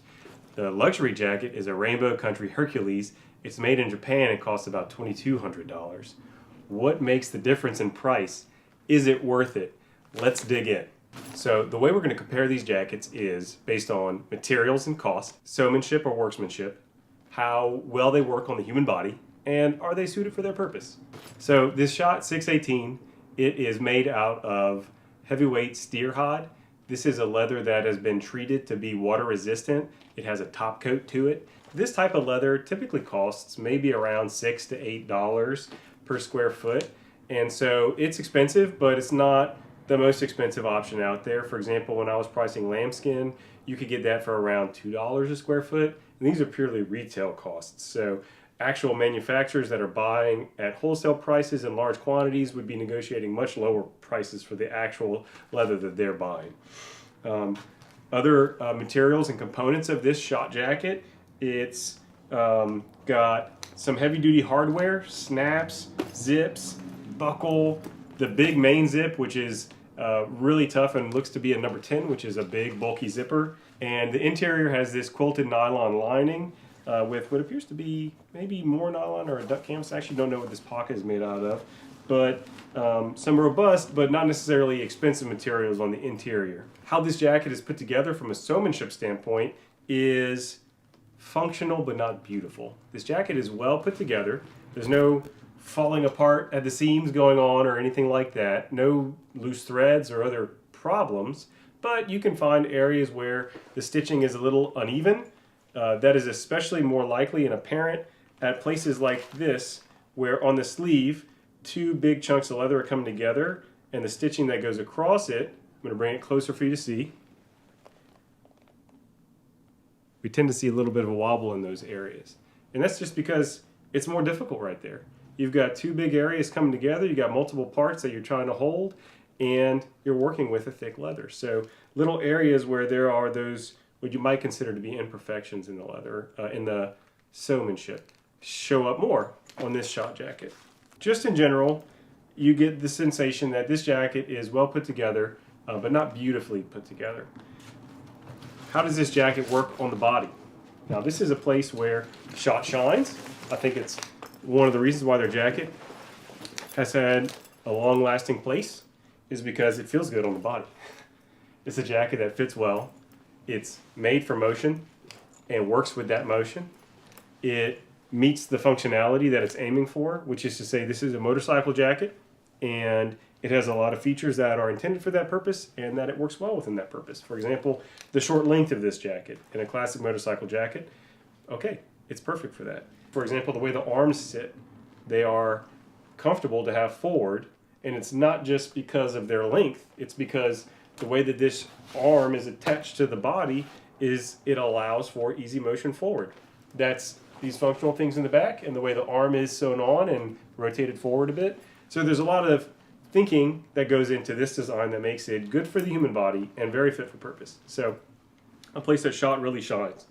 And I would say if we're thinking overall about those categories, then what we see is that it is made of decent materials with decent attention to detail and meticulousness in the construction, but that the jacket itself is very fit for purpose, very good on the human body, and kind of enjoyable to wear because of that. So all of those things together make this a great jacket. Now let's talk about those same categories with the Rainbow Country jacket. All right, so here's this Rainbow Country jacket. It costs about $2,200 retail. When we talk about the materials on this jacket, we immediately notice a huge increase in price from the Schott jacket.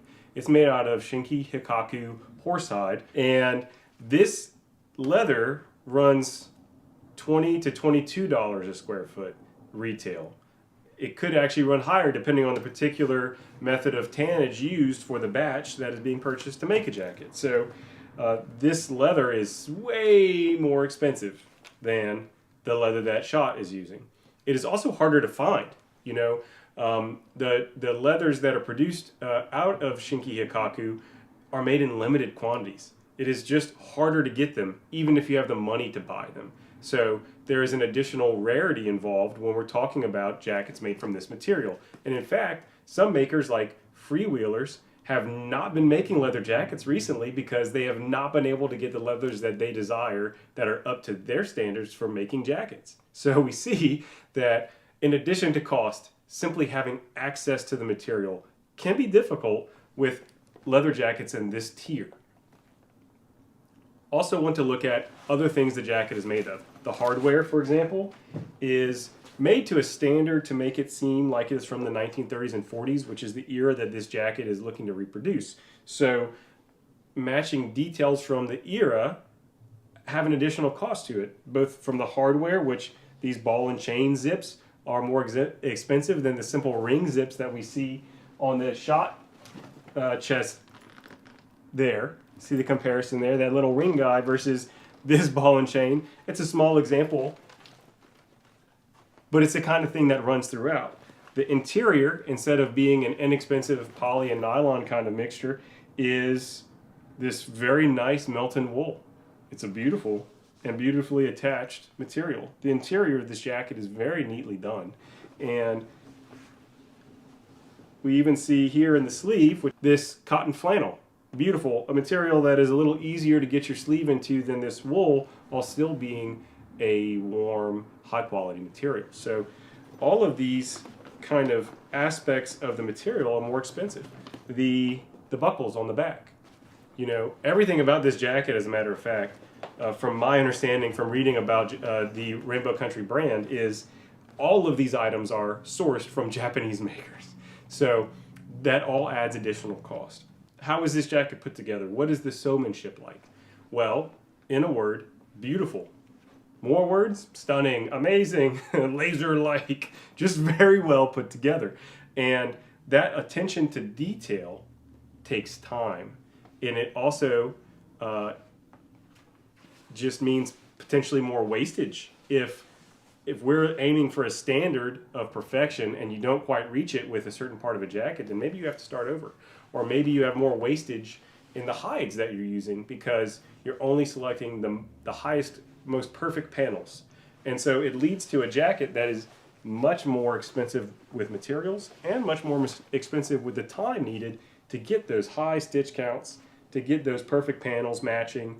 For example, I'm going to show you here the sleeves, how the grain on the sleeve looks with this other sleeve, and then how the cuffs have a different but matching kind of grain. It's intentional. It's on purpose. They're doing this. This is all thought out and put into the design, and all carries through into this being a more expensive jacket. How does this jacket fit on the body? This jacket also does fit very well on the body, and it allows movement while still looking good. It doesn't feel tight, even though it is a very trim fit. You know, it does allow less room for layerings, but that's a matter of the nature of the jacket and the style. And when we talk about fitment for purpose and suited for the purpose, you know, this is a jacket that in general you'd be wearing in the standing position. It does have some features that make sense for that. You know, the arms, they are less aggressively tilted towards the front. They still do have like nice tight high armholes that allow for easy motion. The jacket has what's called a front drop, which means that this front of the jacket runs a little bit longer than the back of the jacket. And that's just because the nature of a standing body is that the hips have a bit of a tilt to them, and so it makes sense for a jacket made for someone standing to have a little bit more length on the front.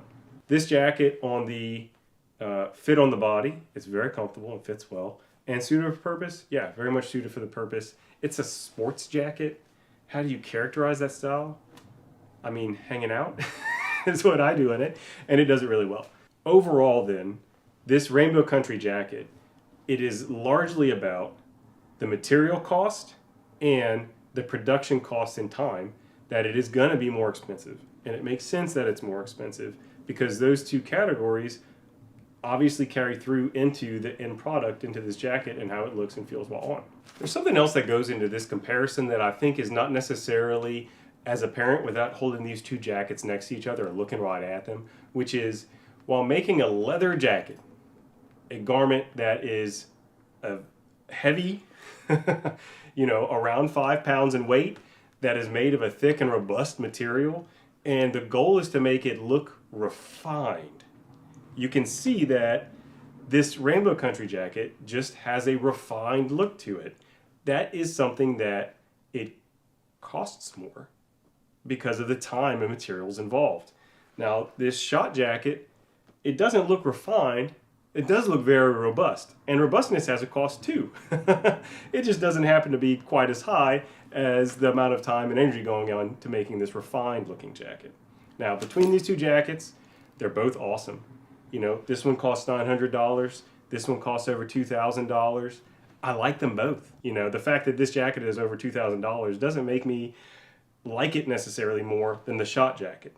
And that's something that I want to get to here. You kind of have to decide, if you're looking at these jackets and considering buying them, what you're going to use them for and how does it work within your wardrobe. I'm a guy that wears leather jackets a lot, and so it's part of my goal with my wardrobe to have leather jackets for many or most occasions that I can conceivably, reasonably wear them. And so I have a wide range of jackets. I would say if you were looking for just two black leather jackets, having the Rainbow Country and having the Schott jacket really covers a wide spectrum, a huge spectrum, and if I just had to pick two, I'd pick those two. But hey, if you're typically wearing a hoodie and sneakers and t-shirts, you know, the Schott is more in line with that kind of style. If you're typically wearing button-down shirts and trousers, nicer dress shoes or boots, maybe the Rainbow Country is more in line with that style. And so aside from just considering the price of these jackets, You should also consider how it works with what you're wearing and what it is that you're trying to do with your own wardrobe.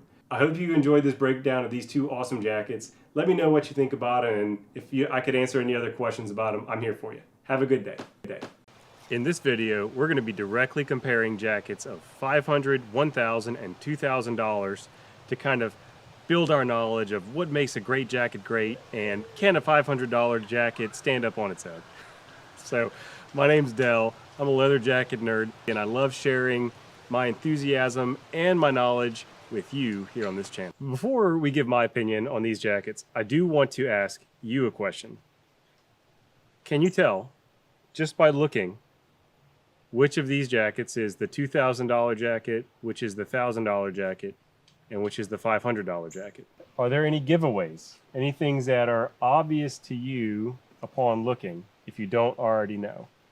Something that stands out. To me, obviously I know the prices of these jackets, but I think, truly, just anyone walking on the street can tell that one of these jackets is significantly more expensive than the others. And it would be this jacket. And it would largely be because of two reasons. One, the incredible look of this hide. It is ridiculously beautiful. Okay? Not that these leathers on the other jackets are not interesting or beautiful in their own right, but let's take them across. The clear winner is this one. And it's not just that it's got a little shine to it, which it does. It's the grain of it. It's kind of the way that the work has been done for different panels to have a matching aspect. It's a little bits of brown peeking through.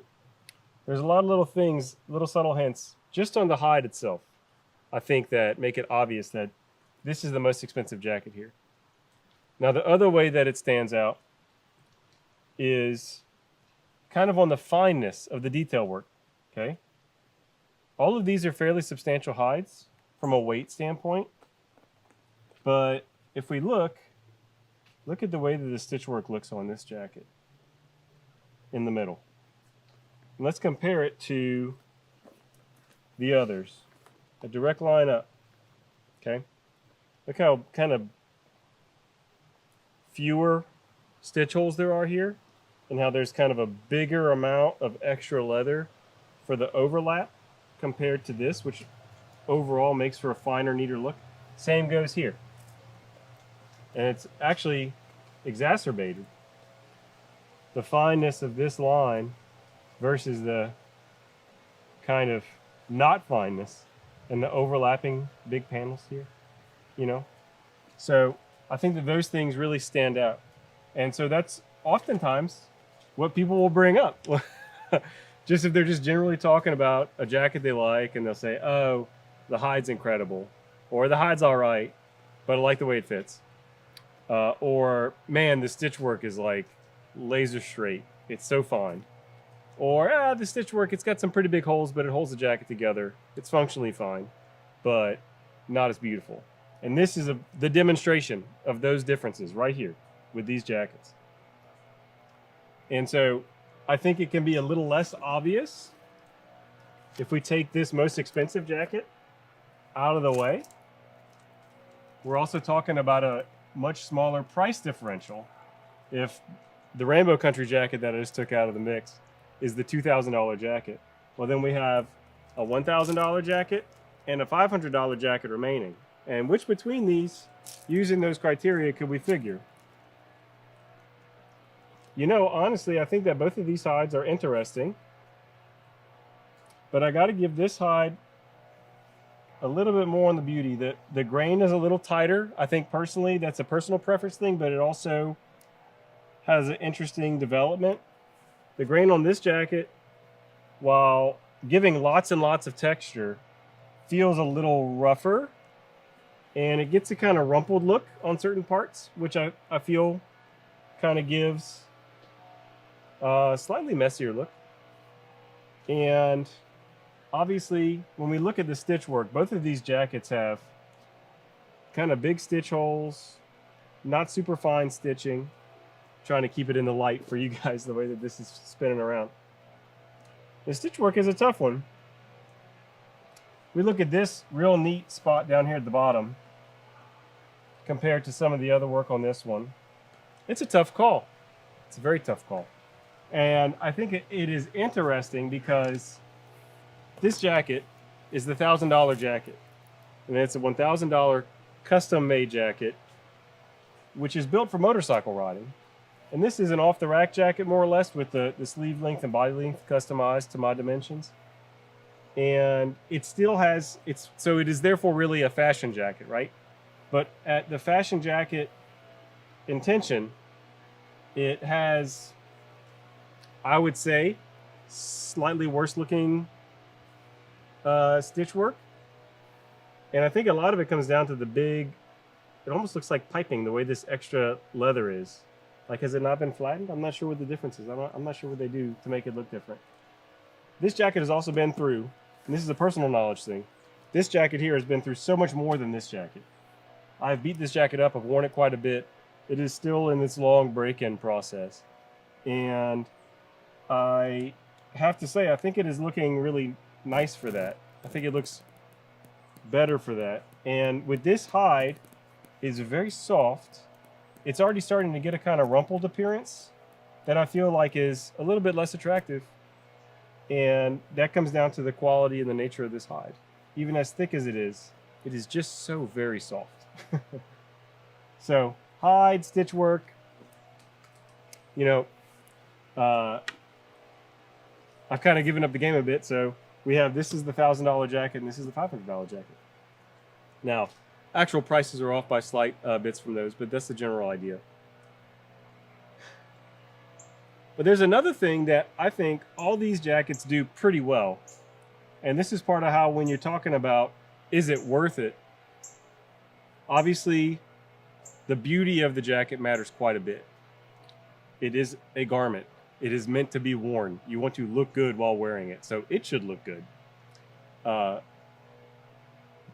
I gotta say, you know, it often comes back to, aside from all the details on the stitch work and all that kind of stuff, if the jacket fits right, it's gonna look good.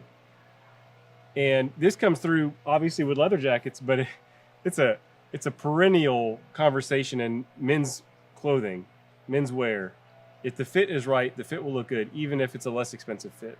And so obviously, if we're talking about a fit that's right and it's more expensive items, then they just look even better and more polished. So let's start at the bottom up, trying on these jackets so you can see how they fit and how that looks on the body. First up, it's the Master Supply Co. This is a Daytona Reload. Ooh.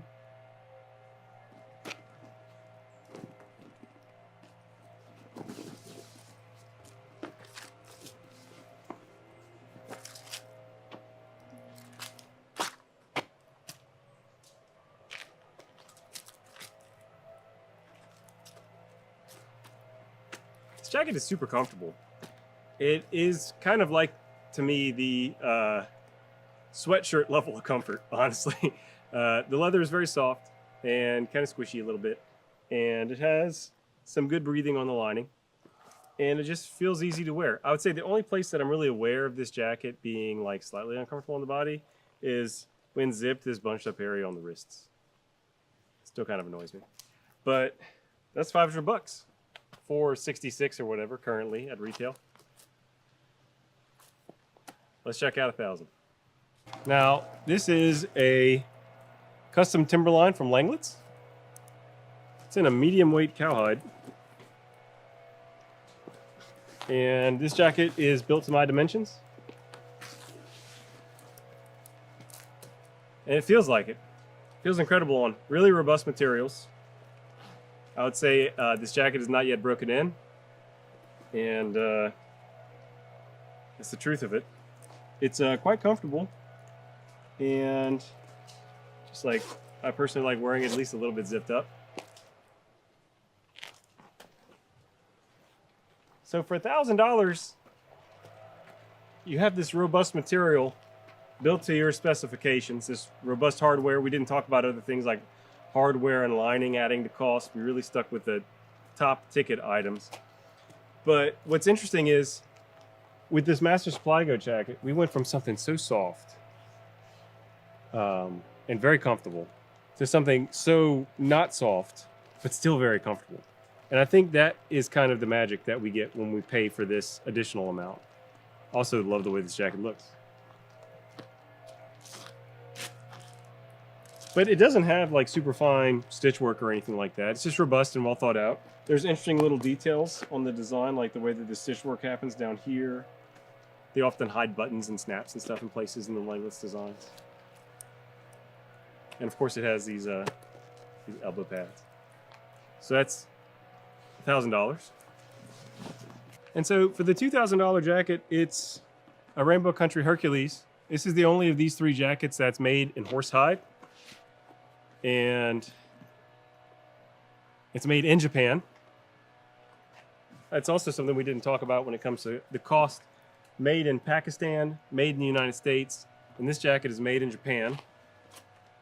The lining on this jacket is a kind of a mid-weight Melton wool. Now what's interesting is that we go from off the rack to custom to once again off the rack. And the kind of one of the amazing things about this Rainbow Country jacket is from a fit and comfort standpoint, it acts like a jacket that is custom made, but it's just standard sizing. This is on the body. Very comfortable jacket. Not really one good for layering. The best I can do is really like wool flannel from Pendleton. Something like that. Maybe a light wool merino or something like that could also work. But as it is, just feels really good on the body too. So, and it's interesting that it's off the rack that we had to pay the extra to get that comfort a little bit from Langlitz. I think that Schott does this really well and Vanson does this really well, where it's really robust materials that are still comfortable on the body. Cal comes to mind. Any of the really good motorcycle makers do that, where the jacket is comfortable on the body even if the materials are really robust. And coming here, I think if you just walked up to someone on the street and they were wearing one of these 3 jackets, again, it would be obvious that this would be the most expensive. And it's just everything from the hardware to the leather to the lining that you kind of see that. And so whenever I'm giving reviews and talking about those kind of things to bring it back, this is why from this comparison. And I think as you work to build your own leather jacket collection or to buy a leather jacket that you want, it kind of helps to compare these, because maybe you decide there's no way in hell I'm ever spending $2,000 on a jacket. Like this look is not something that makes sense for you to spend that money. Okay, well that's fine. At least now you can say, I understand what the comparison is about. And I can feel good about my purchase because I have that understanding and I'm not just making guesses here. Now, obviously, the best information comes from in-person use. And I think this is something that becomes a question very often, where people are trying to justify a purchase or figure out how much to spend. And it's essentially impossible to know until you try. Some people can buy this Master Supply Co jacket, and that'll be the only leather jacket they ever need for the next 10 years. You know, this kind of reminds me of myself when I was in high school. I got a leather jacket from J. Crew or Banana Republic, I'm forgetting right now. And I loved that jacket and I wore it for years until it basically fell apart. And you know, that was the only jacket I had, leather jacket I had for quite some time. If you fall into that bucket, then going above $500 might very well be prohibitive. But if you are looking at more expensive options and you're like, oh, well, what do I get as I go up? You know, comparable in price to this Langlitz is Schott jackets. A little bit cheaper would be Vanson. You know, maybe Cockpit USA. And you get these really, like a step up in materials, maybe a small step up in construction, and maybe the fit works a little better.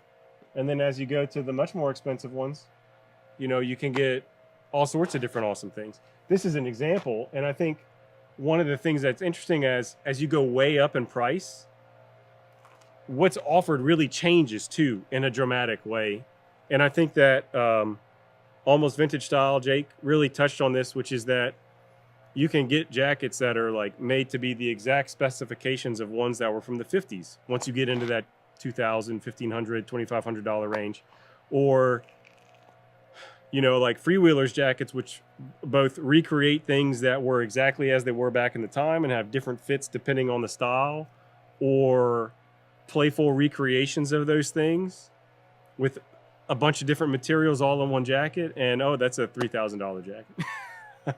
It's got all that and it fits great, So I mean, it, like with so many things, every time you go up steps in like orders of magnitude of price, you also kind of can unlock orders of magnitude in different options. I think as you go further down, if you go below the level of this Master Supply Co jacket at around $500-ish, what you get is going to be way less good. And I just want to mention this because we are talking about, is it worth it, and price comparisons. And I think you can find things for over $2,000 that are worth it if it's what you're looking for, because that's the nature of it. It's something built to a specific niche. And if that Freewheelers La Brea is like all of the design features you really want, it's got the look you really want and the leather you really want, built to the highest standard, and that's something that's a grail for you and you want to spend the money, great. Okay, fine. If you're looking for a less expensive jacket that kind of fits a certain look or style, if you go much under $500, you start running into jackets that just aren't as good.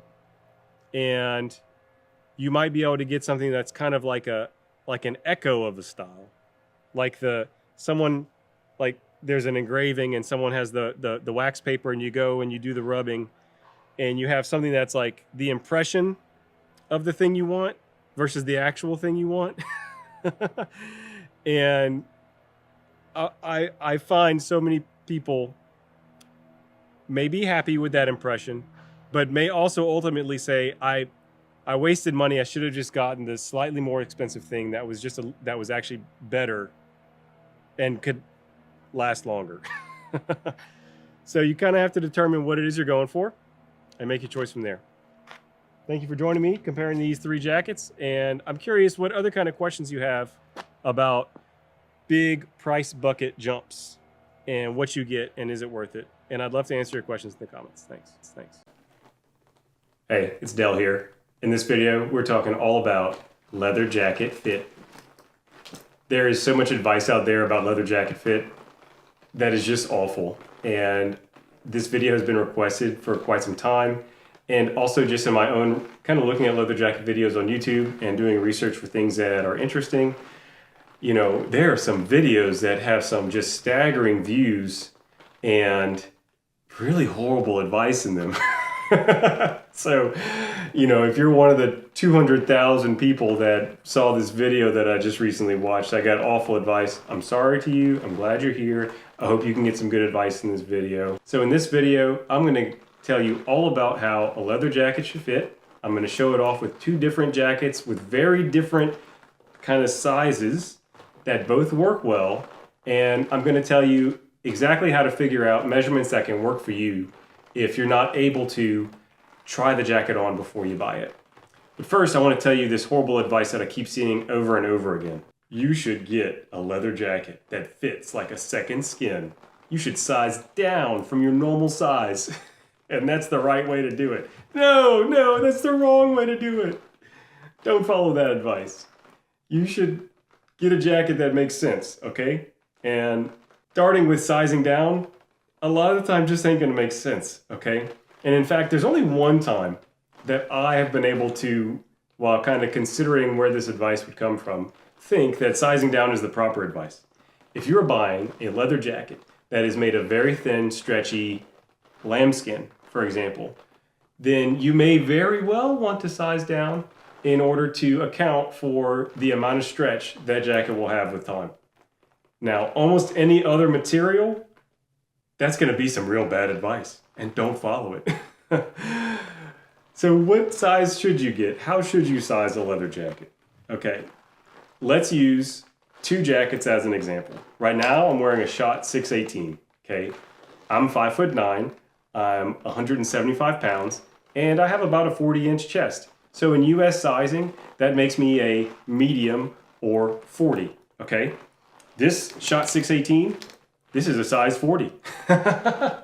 Now, I am slightly over a 40-inch chest, so this jacket may be slightly trim on me as a result. Let's look at how the jacket fits real quick. This style is a short style. This style is intended to be trim, but to allow good range of motion.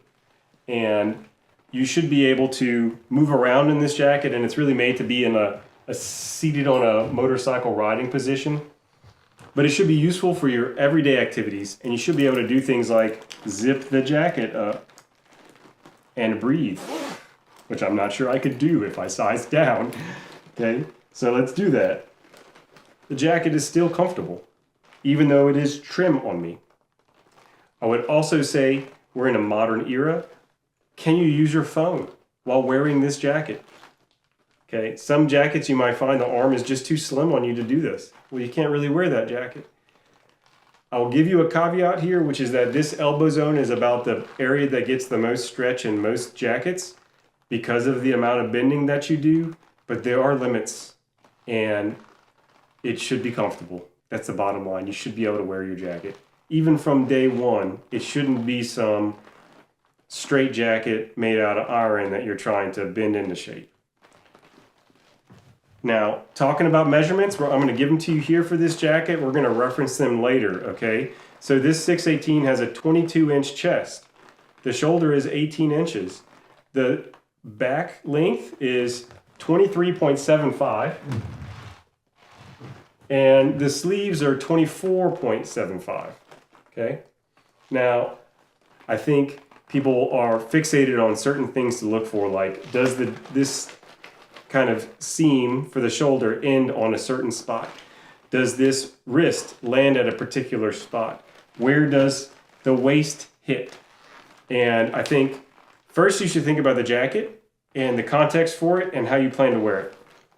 You cannot have a blanket statement about where all those things should be, okay? I do think, in general, shorter jackets are more versatile than people give them credit for. I think that if you are interested in wearing a tucked shirt, a shorter jacket tends to be better. If you're looking to have a untucked shirt, maybe a slightly longer jacket is better, okay? And you can see this reflected in how Schott has some modern styles that are longer. This is technically a 25-inch back length jacket, and they make a lot of jackets now for this kind of biker style that are a 26-inch length, which is it just fits longer, okay? So without getting caught up in all the details of all those particulars, you should think about how it feels on from a comfort standpoint, and does it make sense with the way that you wear your clothes? Okay. Now, this is a trim fit. There is a really important thing that I want to talk about here before going into like measurement matrix type stuff, which is ease. And it's got different names, but ease or chest ease. There has to be some space between you and the jacket, right? The jacket has to be bigger than you in order for it to fit properly, or else it would be painted on and you would not be able to move at all. You probably wouldn't be able to zip up a jacket that exactly matched your chest size, for example. So if I have about a 40-inch chest and this jacket measures 22 across at the pit, that means it's a 44-inch around. So 44 minus 40, it's about 4 inches of chest ease, okay? And I want you to just hold on to that as a reference point, because the next jacket that I'm going to put on has a bigger amount of ease. And it kind of can show you what oversized can look like and still look good. So here we have a cow leather jacket. This is a California Highway Patrol style. And these jackets, well, one, they were all custom made at the time. These jackets are issued for the purpose of motorcycle police, okay? They get one jacket a year or one jacket every few years. And so if this is a jacket you have to wear year round for duty, then it has to be able to be comfortable in the summer and in the winter, which means it has to have space for layering, right? And so this jacket is a bigger jacket. And I'm going to zip it up and kind of show you how an oversized jacket or a jacket made for layers can still work well even without those layers in it, all right? So this jacket has a 23.5-inch chest. It has 19-inch shoulders. These are bigger shoulders, okay? If you followed some folks' advice that the shoulder seam had to hit at some specific spot, then maybe you wouldn't get this jacket. But why? It's amazing. And you're just missing out because you followed some random advice that it had to be a certain way. Can you imagine sizing down on this jacket? It would completely be against the whole ethos of the style. And you wouldn't be able to layer in it during the winter. So you wouldn't be able to use this jacket properly. Other measurements are, this is a 25-inch back, and the sleeves are kind of short, but it's because these the shoulders are wider. They're a 23.25-inch sleeve length. Okay, so for this jacket, it's significantly bigger. It's a 47-inch chest. Okay, as opposed to a 44-inch chest. That's a lot bigger. It's 3 more inches at ease, but it's the kind of thing, once it's broken in, it doesn't seem awful, right? It looks good. This is a fantastic jacket. Some people really like a jacket from a style perspective that can give them a bigger looking upper body. I think this style in particular is known for that. And part of the way that this style achieves that without becoming too messy looking, it's not that every dimension of this jacket is oversized. It's got an exaggerated chest and shoulders, but it narrows to a kind of normal hip at a normal length for motorcycle position, okay? Now, there are some parts of the design here too that make that possible. It's adjustable, okay? So that these laces down here can adjust this lower hem to really get snug on the person's hips when they're wearing it. Again, this allows for different types of layering over the year. It also allows for weight gain and weight loss over the year to maintain a jacket for duty that can still be useful and not be flapping in the breeze and all that kind of stuff. And this is one of the really cool things about jackets that are built for purpose, and even if you're just using them for your day-to-day, is that you get the benefits of that functionality that the jacket has kind of got built in, right? And using strict sizing advice to decide which of these jackets to get just doesn't work because it ignores too much context. Most people end up with a range of measurements that make sense for their body that in most styles they can use as a kind of starting point to figure out how the fit should work for them. Okay? Or if they know, I'm looking for a trim fit jacket, this is a range that makes sense.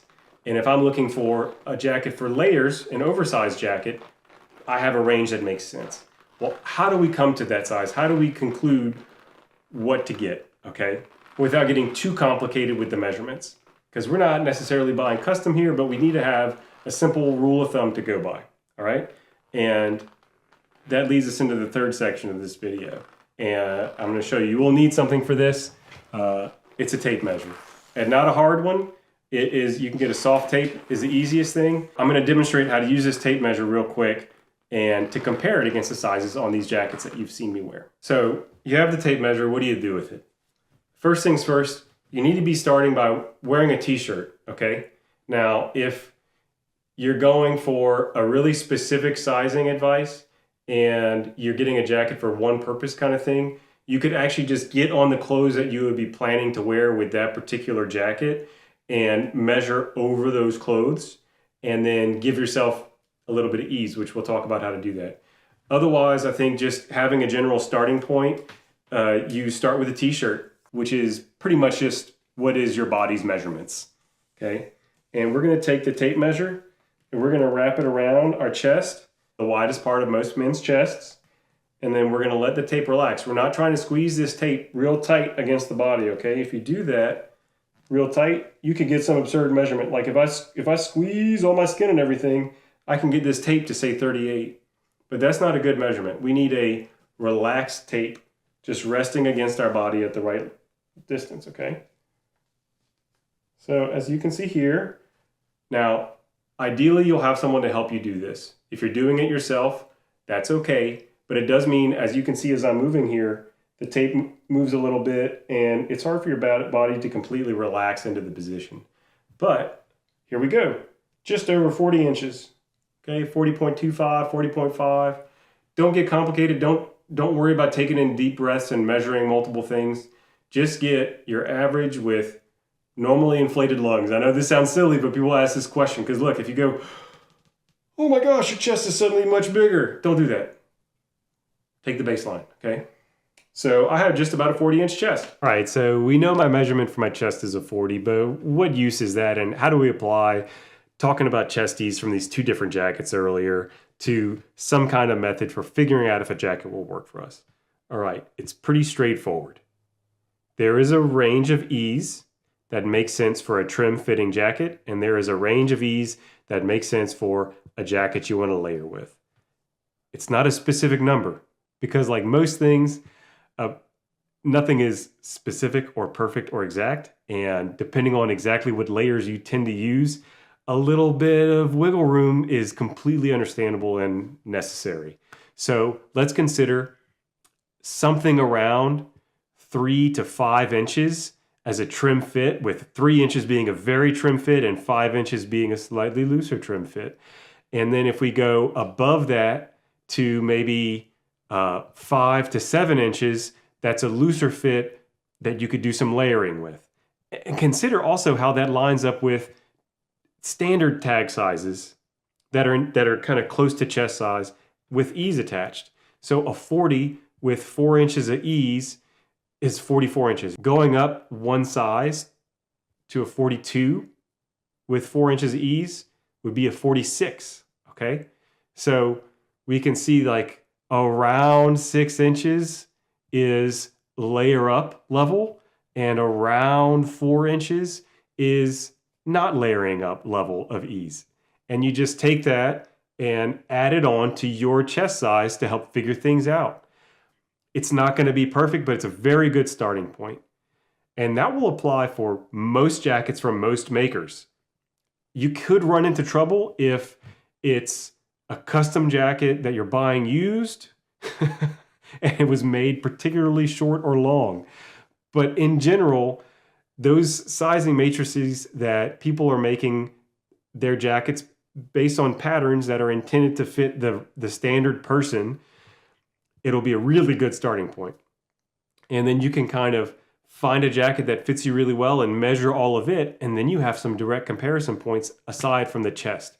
I would say measuring yourself can be a little complicated to come up with a whole set of measurements for yourself to be able to compare to without a good jacket to use.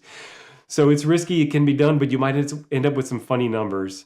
It's something that custom jacket makers will tell you very specific ways to measure your body, and then they have their own ways of accounting for different things with the measurements you've given. I don't know, it seems pretty hard, and I would hate to, in some kind of instructional video for beginners or people that are just learning about that, to try to get into all the different measurements for the body.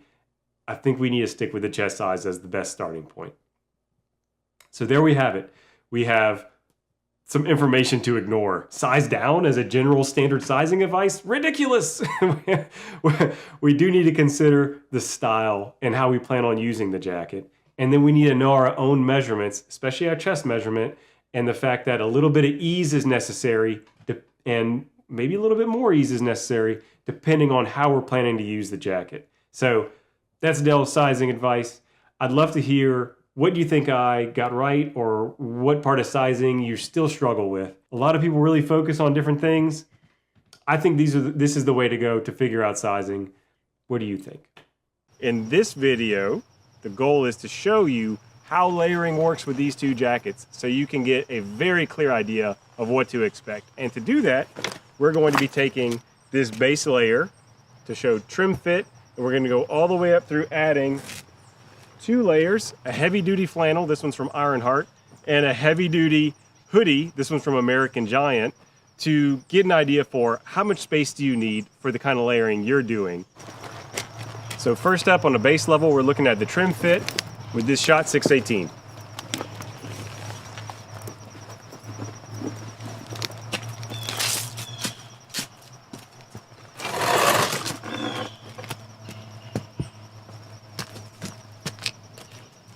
This is a t-shirt fit, and it looks great with a t-shirt. It looks nice and trim. We'll zip it up. This is comfortable. Killer fit, honestly. Simple but awesome. What happens when we use our layer up jacket with just this very light t-shirt fit?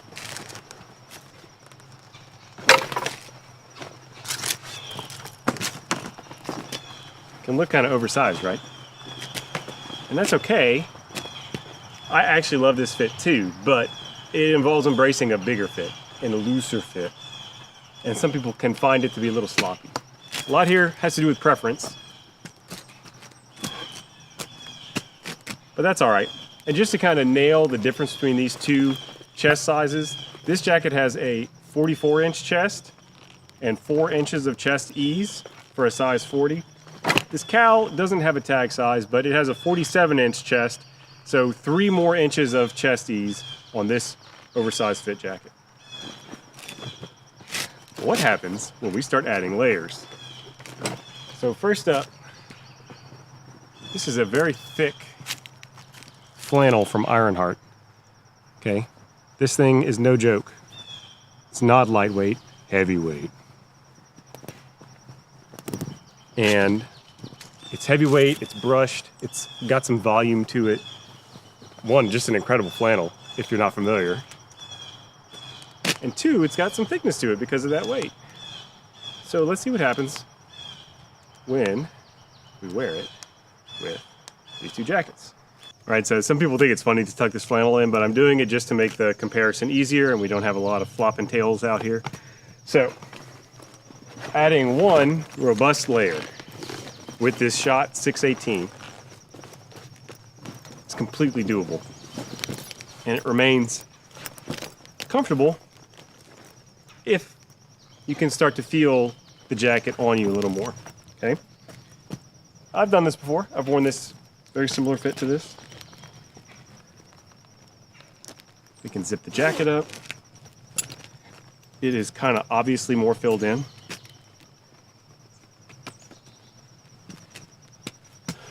I can breathe. Moving feels a little tighter, but it's doable. So this is at one layer. Now, on the cowl,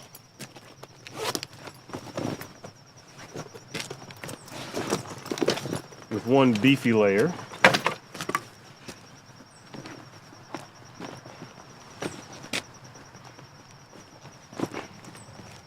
it kind of still looks like an oversized jacket a bit, but it looks more appropriate. It really is kind of filled in a little bit and it's making more sense, I think. And this is kind of like the base layer you might expect to wear with this jacket. It could be a thick twill shirt. It doesn't have to be necessarily warm, but heavy duty layers are easy to wear with this jacket. And there's really basically no impact or no feeling of tightness at all.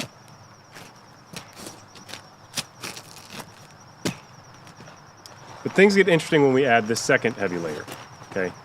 And this is why having a layering jacket can be useful. This is a heavyweight hoodie from American Giant. It's a no-joke hoodie. You could probably get heavier things from Ironheart, but this is the one I have, so it's the one I'm using to demonstrate. Also has these kind of reinforced forearm pads.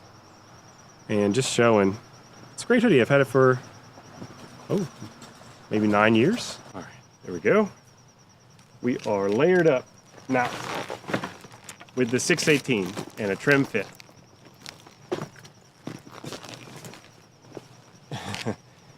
It's actually not easy to even get my arm in enough. You can see the jacket is resisting at the shoulder hole, the armhole rather, to even go on enough to be worn. I can't really bend this arm properly, okay?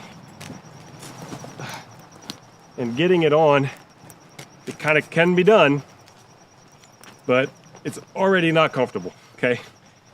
And I am like squeezed into this thing. Okay. It can be zipped up. Okay, I wasn't sure if I would succeed. Oh, but it is tight. And personally, I would not choose to wear this, okay? I feel like resistance, putting my arms down and reaching out, really about only in this area in the middle where I've got the full impact of the action back and the articulation for motorcycle positioning is engaged. This is the only space where my arms are comfortable. This is not a fit I would wear. I wouldn't do this to myself. And it's the kind of thing where after you wear it for a few minutes, it starts to fatigue you. So, for practical sake, if you want to wear this, what happens now when we have this extra ease from the cowl? Okay. You can still feel it's a little tight there getting it on, but so much easier. And once the jacket is actually on and position, this actually feels fine. Okay, I can move my arms still. I don't feel like I'm in a straitjacket. And let's zip it up. There we go. I do not feel like I am just straitjacketed into here. There's a little resistance when moving my arms forward, and it's actually, and this might not be easy to show. This jacket has a fur-lined cuff. The fur-lined cuff kind of grips, and it wants to hold on to the cloth here.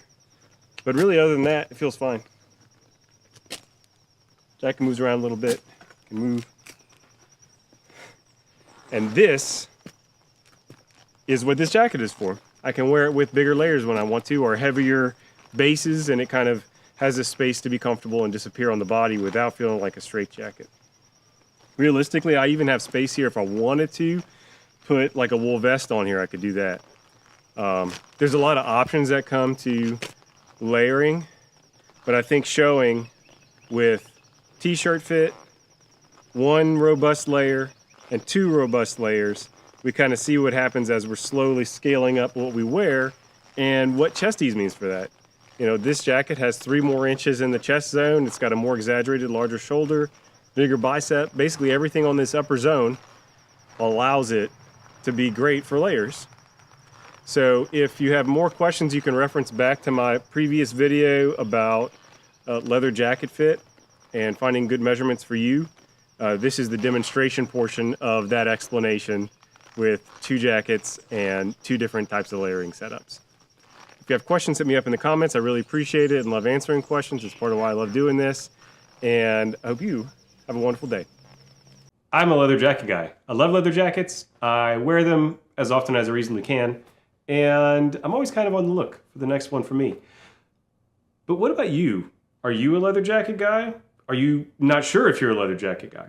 Well, I have been thinking about the best way to approach this question and help people kind of work through a decision-making process to determine if leather jackets are for them, or if they're trying out leather jackets, kind of where to start. And I found this really interesting article from April of 2019, written by someone who is now kind of an internet celebrity in the menswear space, by Derek Guy, aka the Menswear Guy. He has like 1.2 million followers on Twitter and is really kind of everywhere, it seems, when it comes to menswear. Now, what I really like about this article and his perspective is that he is not a leather jacket guy. He's not someone writing from the heritage menswear space. He is someone that really is about menswear in general. And so I felt like his perspective really is a broader one that helped me see outside of my own narrow focus and maybe can make sense to folks who are in that general space who are just not sure if they're leather jacket guys. So about Derek Guy, if you're not familiar with him, he's a longtime forum poster and menswear writer, writing articles for Put This On and his own website, Die Workwear, which is a blog. And On Twitter in January of 2023, after Elon Musk purchased Twitter, his team was tinkering with the algorithm, and something happened that started just putting Derek Guy's tweets in front of everybody. So he basically just had this meteoric rise, just overnight. Kind of everyone is seeing his tweets, and so he started gaining followers and gaining prominence. And so it's kind of interesting to see his work from before that time, which is still very well thought out and still obviously him. And that even after all of that new attention and fame, the way that he writes and puts his thoughts out there are really the same as from before. And I think that's really part of what makes him so interesting to follow and such a good kind of resource is the genuineness and the depth of knowledge that he brings to the table. Of course, also on Twitter, a little drama doesn't hurt, and he has a really good kind of cutting humor, which comes out in a lot of his tweets, if you're into that kind of thing. So in this article he wrote, which is called Leather Jackets for Guys Who Aren't Sure About Leather Jackets, and he basically runs through how to think about approaching your first real leather jacket purchase. And he breaks the article in a few parts.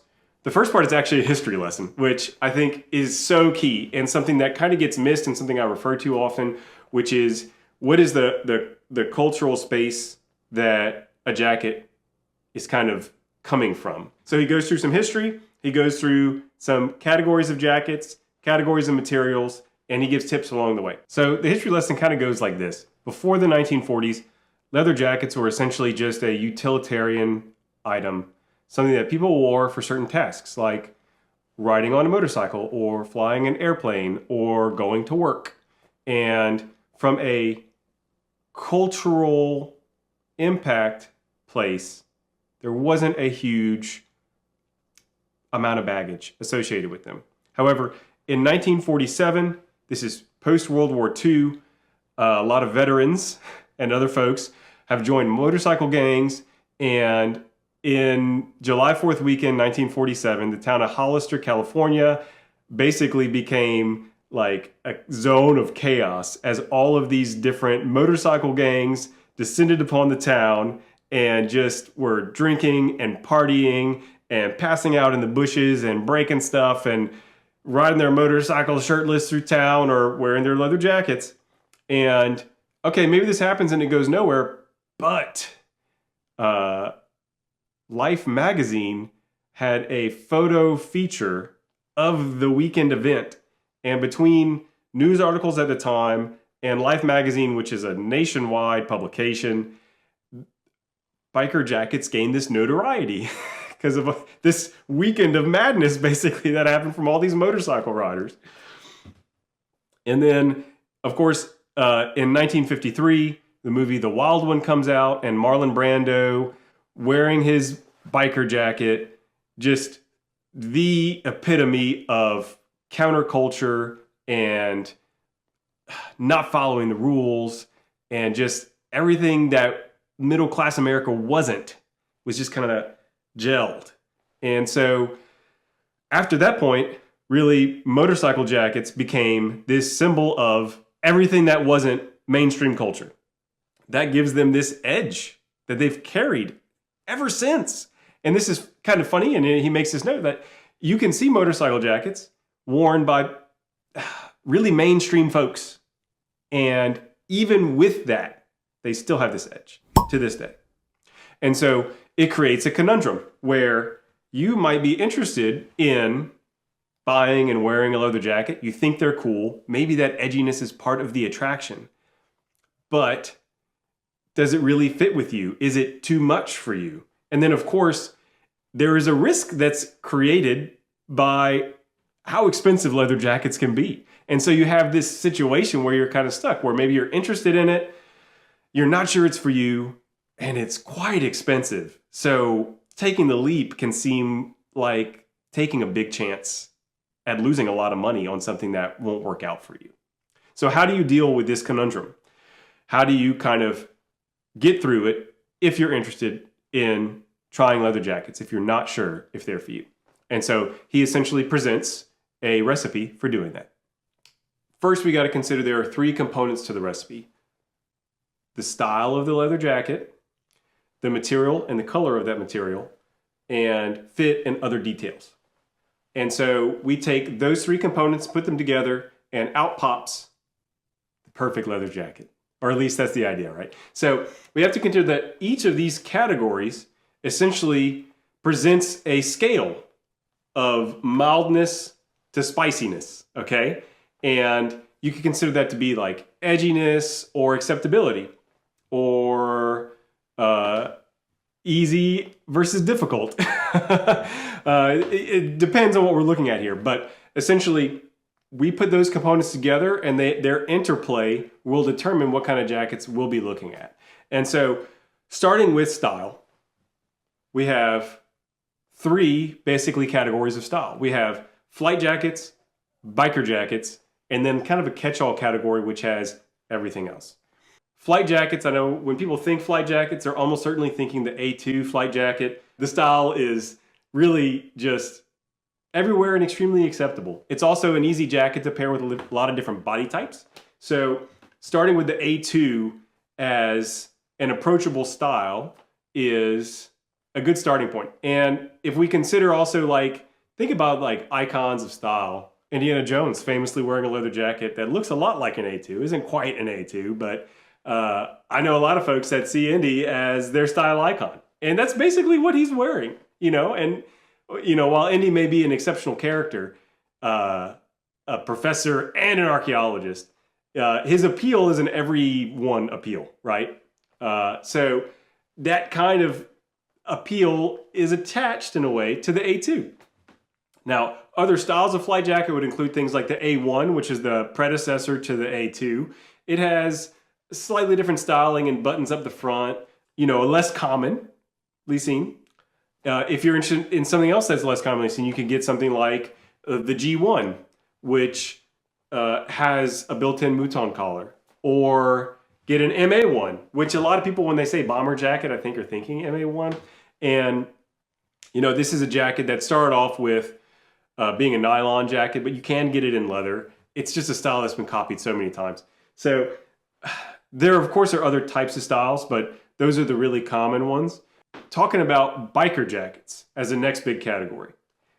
Obviously, a lot of folks think of the kind of asymmetrical cross-zip style with the belt and the epaulets and the snap-down lapels and zippered pockets and all this stuff hanging off of it.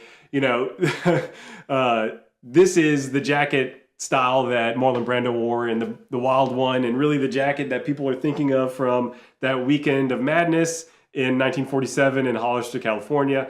So this is an edgy style, you know, and it carries through to today. And it's not just 1947 that people thought of bikers as wild men. I mean, I think that kind of goes through even now today in 2024. And so it is kind of by its nature an edgier style. If you're looking to find something more approachable in that space, you could look at something like the Cafe Racer, which is minimalist by design. It tends to fit pretty trimly. There's not a lot of bells and whistles. And then this third category is actually like full of subcategories. So we have contemporary and classic styles, which would be like the trucker jacket or varsity jackets or baseball jackets. These are jackets that sometimes are all leather or part leather. You know, they're pretty approachable. They're a little specific in the way that we wear them, but they also get worn by so many people. And obviously sports style jackets can fit into a lot of folks' different styles. His second category is fencing jackets. Now, these are very specific, high-collared, asymmetrical zip, kind of avant-garde. These are jackets that maybe Rick Owens is, for example, a brand that he recommends here. You have to have a very specific way of dressing for these jackets to make sense.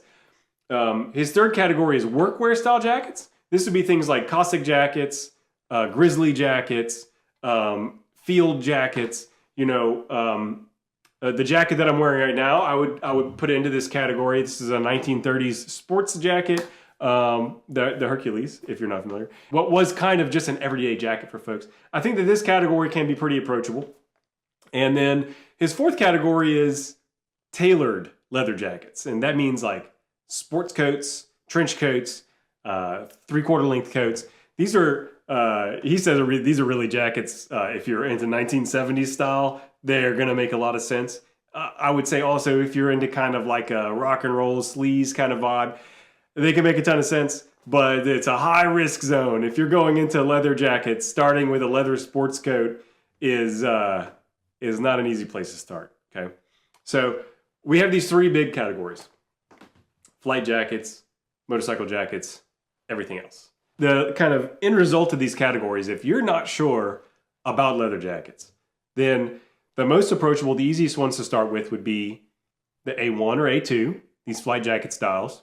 If you're looking at biker jackets, really the Cafe Racer is the easiest place to start. Those are his final recommendations. I would also put those in those workwear jackets, things like the sports jacket, not a sports coat, like what I'm wearing here, or like the Aero Highwayman. These are very approachable styles. There's a reason why the Aero Highwayman has been their bestseller since the 1980s, since they introduced it, is because it is so approachable and so universal. So I would add those in. He doesn't include those, but that's just the leather jacket nerd of me coming out here a little bit. Now, after style, he talks material. And material and color, I think, go in together.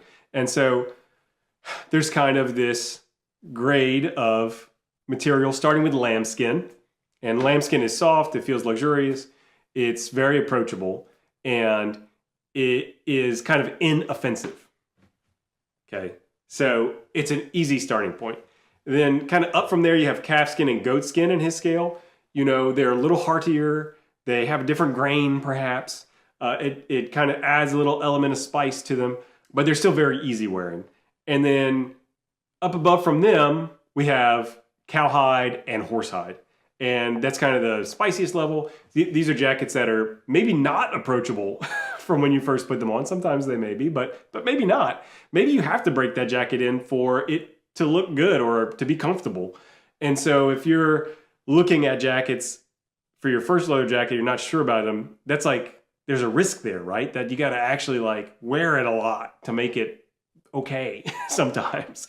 And the fourth category is suede. Now these are jackets that are extremely approachable and very not robust. So even less robust than, say, lambskin in many cases because they just stain so easily. Very approachable, but still a little risky because of that. Got to watch out for the stain stuff. Within the material stuff, what color is that material? Is kind of the second component of this section, which is basically brown is more approachable and black has more of an edge. And it kind of harkens back to the same things we were talking about with the previous categories, where flight jackets, which tend to be brown, are more approachable, and biker jackets, which tend to be black, are more risky and more spicy, right?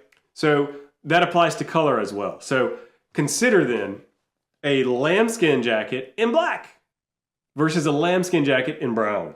Okay, the brown makes it a little more approachable, and it's already very approachable. So what if we combine a horsehide jacket in brown? Well, that takes some of that edge of the horsehide being the spicy zone and takes it down a notch, right? So there's an interplay between color and material here. And then that interplay extends also to styles. So taking an edgy style like a cross-zip motorcycle jacket and making it in brown lambskin really reduces the spice level, reduces the edge level. But what if we take like a flight jacket and make it out of black horsehide? Well, that increases the spice level. So you can kind of see this interplay between style and its intrinsic way of being, and then how kind of the material and color kind of modify that. And I think this is a wonderful way to conceptualize what happens when we're picking these different styles and different colors. Suede in particular really kind of, boom, brings it into a very approachable place generally. We consider with these materials also that softer materials tend to pair more easily with softer garments and styles. So if we're thinking someone that wears like dressy chinos and tailored slacks, well then the softer materials would make more sense for them. If we're thinking someone that wears like workwear style chinos or jeans a lot, then the more robust materials would make sense for them. And so this is getting kind of into what we talk about in the third category, which is pay attention to fit and details. Okay. The first thing here is he talks about details in the sense of how is this jacket styled? Because you can have a contemporary fashion house designer make a cafe racer that really appeals to someone who is styling in kind of contemporary ways, wearing tailored pants and dress shirts, and then they pop on their jacket when they want to add a little bit of edge to it, but not too much. Versus a classic design maker like Aero making a cafe racer, and that jacket's going to be of hardier materials with classic design and fit, and it's going to make more sense with someone that's wearing more classic or traditional styles that would go with that jacket, things like wearing jeans or workwear chinos again. Further than that is also the jacket should fit well. I think that's not something that he's really talking about here. He's talking about how does a well-fitting jacket of this style fit on your body, and how does that make sense with how you wear it? So like, this could be considered like a well-fitting slim fit jacket versus a well-fitting classic fit jacket. And how does that make sense with how we wear it? Like, do you wear slim fit jeans or do you wear wide fit jeans? That's what this third section is about. Like, how do you wear clothes, and how does that jacket you're looking at fit with how you wear clothes? You could also break it down further, which would be specifically, am I wearing this jacket for a particular time of year? Am I wearing it with a particular color palette? Am I wearing it in a particular kind of weather? And then considering how what you're looking at makes sense for that. Like if you're living in a place, for example, talking about weather, if you're living in a place that very frequently you are dealing with light showers throughout the day, well, maybe getting a suede jacket in that kind of environment is a mistake because it's a very difficult jacket to wear when it's raining outside. Likewise, if you live in an area that is really hot, getting a jacket with a really robust lining that's warmer, you may not really get to wear it. So choosing a style that fits with your style and your wearing conditions increases your chances of actually being able to reach in the closet, put that jacket on, and enjoy wearing it. And so that's his third category, pay attention to style and details. Now, we have our recipe, okay? There it is. We've got style, we've got material and color, and then particulars around the fit and the details of that jacket.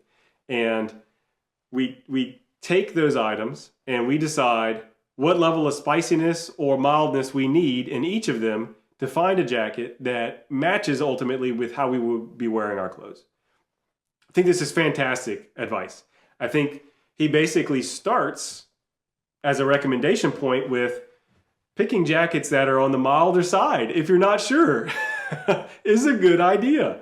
And yeah, it really is. Like, how do you reduce the risk here that you're going to make a choice that ultimately is too spicy and you'll never wear it? Well, to reduce the spice level. To keep this like stew analogy or this food analogy going, like if you've never eaten Thai food and you go to the restaurant and they have this curry on the menu that you want to try and it has little peppers next to it, are you going to pick something that has the 1 pepper mild, or are you going to go for your first time for the 4 pepper most spicy level? You should probably not start with the spiciest level. You should probably not start, if you're not sure, with a horsehide biker jacket with all the bells and snaps and whistles, because it's that spice level. You should probably start with something that's brown or soft lambskin, or maybe another way to reduce it is buy used, which I often recommend. So you're reducing either the spiciness level of the jacket you're trying or reducing the cost. Something he doesn't really talk about here. If you're not sure and you want to try it, buy used and really wear it as much as you can for like a week or two. Something you can't do if you're buying new and plan to return it. So I think it's a bit of a miss here that he doesn't say that to try buying used. But overall, what a great recipe for trying. Like, look at the spice level, go for something low spice that matches with your style of clothes and see how it goes. He does end with some brand recommendations. But his actual top recommendation actually is a Valstarino, which is a Italian-made A2 style in suede. So considering his recommendations of like, how do we figure out what is low on the spiciness level? That's like super mild. Super duper mild. It's essentially the mildest recommendation he could possibly make. Now, I would also recommend, if you're interested in trying, say, a cafe racer, the Schott 530 is extremely popular and very approachable. Even for example, Stridewise, who really seems to like the Thursday jackets, which tend to be lambskin and easy wearing, even he recommends the 530 as a good starting point. So you got to know it's kind of easy to get to if it's his top recommendation. I also think something that flies under the radar, I said it earlier, styles like what I'm wearing right now, like sports jackets, half belt style jackets, the Highwayman style from Aero, this Hercules from Rainbow Country. This kind of jacket is very approachable and kind of lower on the spice scale, right? Maybe a little more than the suede Valstarino, but not high risk at all. And if you are looking for a biker jacket, maybe go and get one, and you can get them on sale, for example, like from a maker like Brooks Brothers or J. Crew or something like that, where if you are buying from those places already and they make a leather jacket, go check out the leather jackets that they're making, because it will probably fit in generally with the style you're already working on. If you buy from Ralph Lauren, maybe check out some Ralph Lauren leather jackets and see if they work for you. And just remember, get it on the less spicy side if you're not sure, and that will help you to find something that you can really wear. And then once you've kind of dipped your toes in, then you can maybe try something higher on the spice scale. What if you try and you're like, man, this is mild and it was good, but I need more? Well, that's very much what happened to me. And you can see how many dishes you can take out of that kitchen and how far you can go. Because I'll be honest, I'm still feasting and I'm still loving it. And you may be the same. You may find you're a one jacket and done kind of person, by all means, but maybe not. Let me know what you think about this kind of overview of Derek Guy's take and my kind of interpretation and suggestions around it. If you're interested in finding some of these jackets, I will put into the description below some links. Have a good one. So you have a leather jacket and you know you want to take care of it, but you're not exactly sure what that means. And you might want to condition it. You don't know when to do that. So in this video, I'm going to do a brief discussion of when you'd want to condition your jacket and some general tips for care for your leather jacket. And then I'm going to show you, I'm going to demonstrate with this Master Supply Co. Daytona Reload, which I'm about to condition. And I'll give you the reason for why I'm doing so. So first things first, a lot of leather jackets, you don't need to do anything to them for kind of a long time, depending on your use. And so that depending on your use, I think, trips a lot of folks up, and it can put you in this state where you're just not sure what to do. And truly, unless your jacket is getting wet and drying out quite a bit, or you're riding on a motorcycle and it's the beginning of the riding season for you, much of the time, there's just not anything to be done. Your jacket is fine and you can just wear it and there's no problem. But if you've had a jacket for a long time, even without getting it wet or riding motorcycles, and the leather starts to seem a little dry or pale, or getting sweat on it a lot, for example, which can happen around the neck, there's some things you want to do. So first things first, if you do wear a jacket a lot and you sweat into it a lot, especially those areas around the neck, if you look at old jackets, you will see that area gets basically destroyed by the sweat and oils from your body that get absorbed into it. If they're never cleaned off, and if that area is never conditioned, it'll basically just cause that area around the neck to rot. Not ideal. The same can also kind of happen in older jackets on the shoulders. And what's happening there, to my understanding, is largely that those shoulders, if you're out and it's a light sprinkle or rain, the water is landing there primarily. And you might get a little bit on the body or the arms or elsewhere, but especially the shoulders are most impacted by rain. And then we also have to consider sun exposure. And if you're just walking around in your jacket, the areas that get the most direct sun are going to be around the neck and shoulders, which is very similar for a person. So just think about it in those terms. If you're not sure, if you need a rule of thumb, it's what on my body would be most exposed to the sun, and where have I had to be careful about sunscreen or sunburns. And I know, I mean, the back of my neck is the most common area that I get a lot of sun when I'm out and about. That kind of falls between the spaces that like a hat would cover or my other clothes would cover. Okay, neck, same is true for your jacket. Same, it's true for your jacket. And then, well, then right next to the neck is those shoulders. And those areas need kind of special care and attention. So what does that mean in a practical sense? Well, there's some kind of easy rules of thumb to live by. One, if you've been sweating into your jacket a lot, before you put it away, make sure it's dry.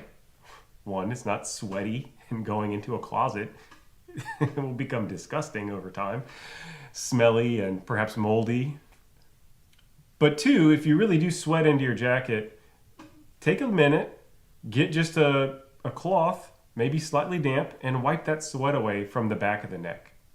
And that will save you in the long run from a lot of stuff building up into that jacket, a lot of salt from your body getting into there and drying it out.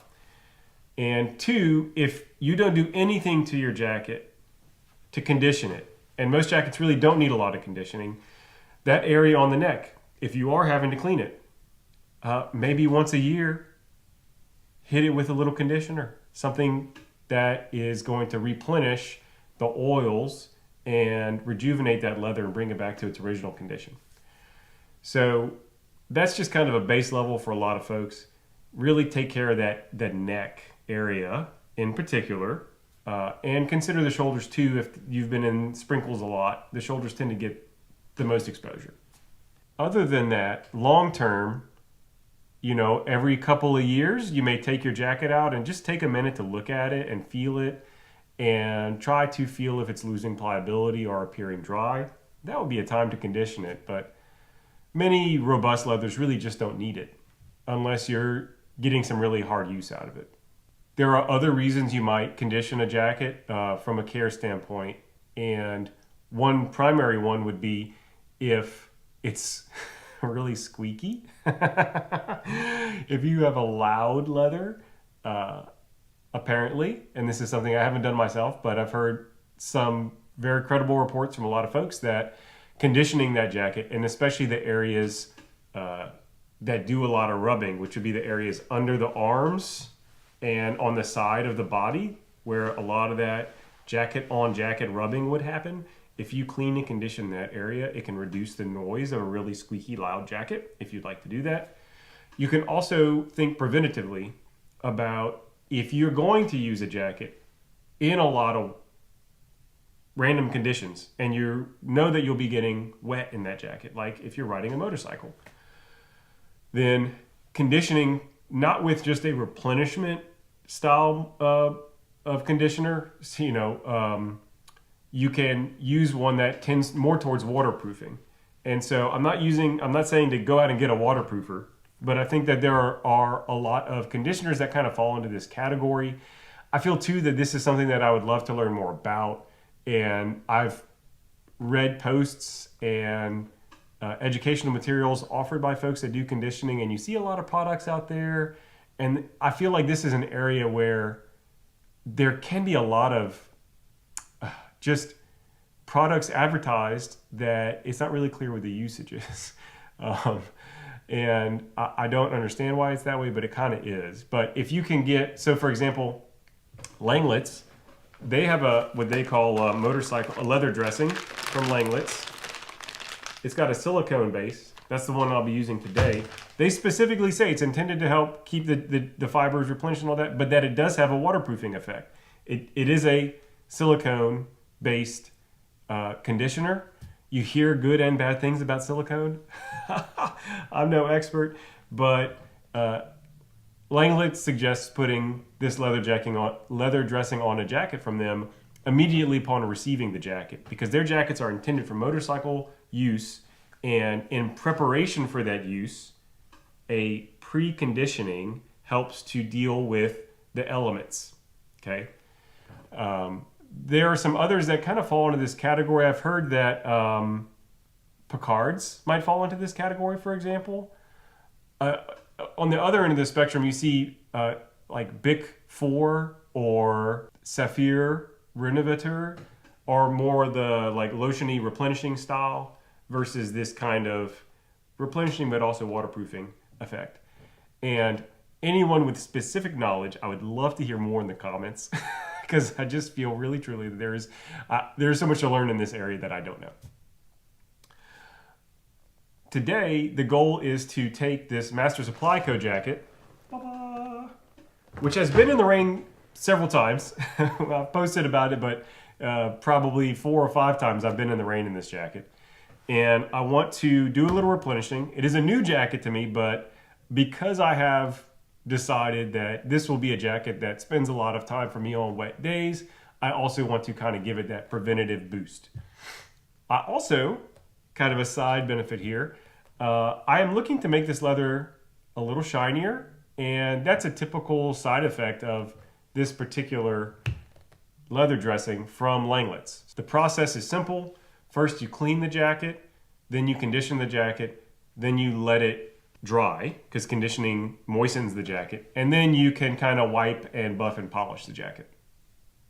Now, to clean the jacket, there's kind of a couple of possibilities here. What I will actually be using is baby wipes.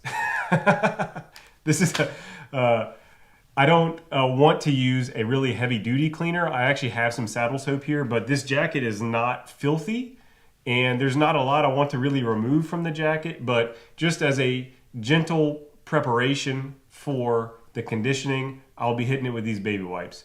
And you know, baby wipes have soap, and you gotta know it's a gentle soap if it's good enough for a baby's bottom. So we're gonna just do a gentle cleaning on this jacket. Then we're gonna wipe it down. Then we're gonna hit it with the conditioner, let it rest, and then I'm gonna get a clean dry cloth and just kind of buff it and see how it turns out. So much of the rest of the video, you're not gonna see my face because the camera is gonna be pointed at the jacket. Let's get to it.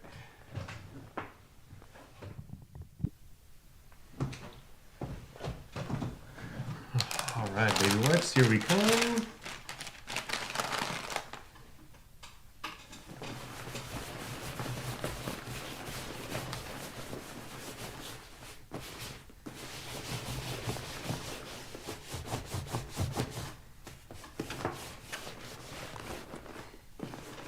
We have gotten the whole back panel, kidney panel, these side panels. Now we're going to switch to, let's get back of the neck. We're going to flip it over. What's up, jacket? Let's get the rest of the neck. Let's get that inside neck.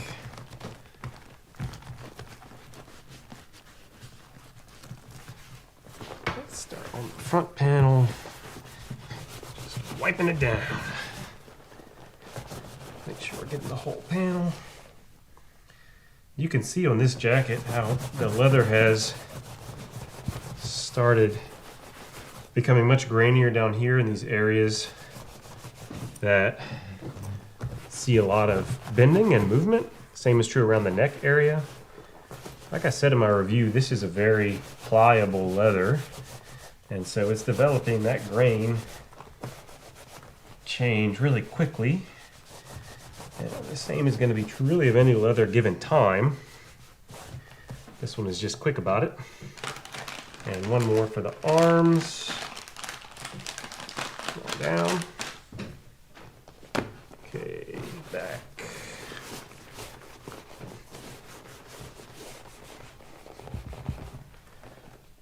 And other back.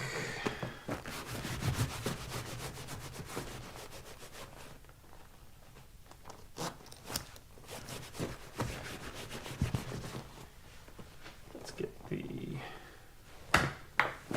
other side of the arms. I don't know if y'all can see this in the camera. But just wiping it down.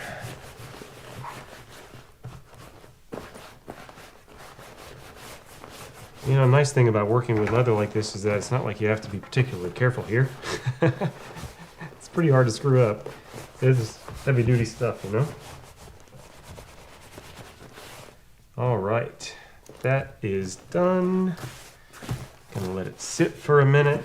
Give it a quick little rub off with this clean towel.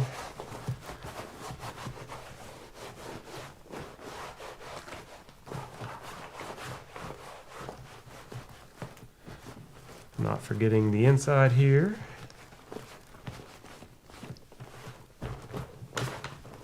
Let's flip it back over.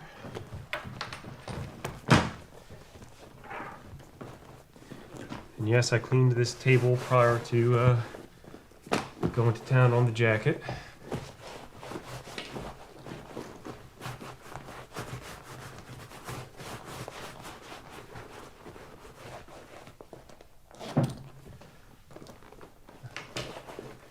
All right, this is pretty clean. Let's get some leather dressing out. I'm now going to zip this jacket. It probably could have been zipped to begin with.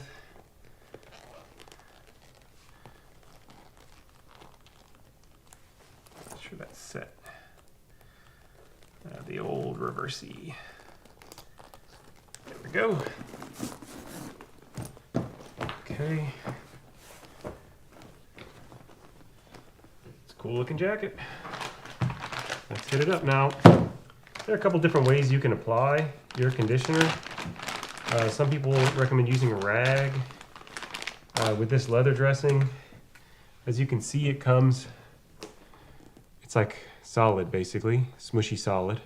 And rubbing it with your fingers warms it and allows it to spread. So I'm just gonna use my bare hands, which is actually what Langlitz recommends, and should be no problem. So that's just, you see, rubbing it gets to a kind of sheen level. I'm using 2 fingers. And let's just start applying. Thin coat is preferable. And don't need to go too crazy. If you feel like you've overdone it, this particular one, what ends up happening is it'll look kind of caked on. And you can especially see it in the seams if it soaks in too much. You can always get it warm. Langlitz actually uses, Benny did a video where he suggested using a hairdryer to warm it up and get it uncaked and flowing again, much like how my hand is warming the jacket now. I mean, much like how my hand is warming the dressing now. If it's on the jacket and you're trying to get it to loosen up so you can wipe it off, you can just use a blow dryer to warm it and soften it to a wipeable consistency. And I think you can probably see in the camera here, I'm kind of curious because I can't see what's on the camera. You can kind of see this jacket getting that shine to it. Now some of this will fade as the conditioner soaks in, but it will still retain some of that shine, which is a nice little side benefit. I'm not ashamed to say. Bring a little bit of look to it. Let's get, I want to show you. Take a look. This panel has been hit with the dressing and this one hasn't.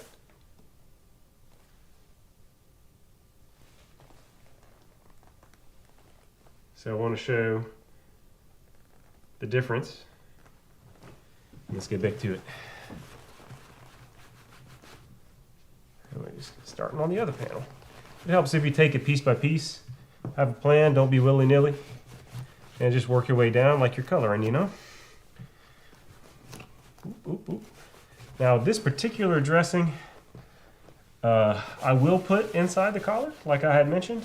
I sweated a little bit there, but you really want to be extra light with this type of dressing, this silicone base in that area against the neck, because it can be kind of uncomfortable there. It can give it a tacky feeling a bit. And as I have not really been sweating into that neck much, I'm not that concerned about its longevity at the moment. So I'm gonna go extra super light. I'm actually just gonna use what's on my fingers now, which is just a little residue, and get on the inside there. I can see that there's some effect, and that's good. I just don't want to overdo it. I'm now gonna get the outside of the collar. Just working our way around. I don't know if you can see this. Let me pull it up a little bit. Just working it in. All right, I'm now going to switch to the arms. Gonna get this front arm. I'm going to go to the seam so I know what I've gotten. And I don't need to overdo it by getting it twice on the front and the back, you know? Just working that arm, getting that dressing applied. Yeah. Come on now.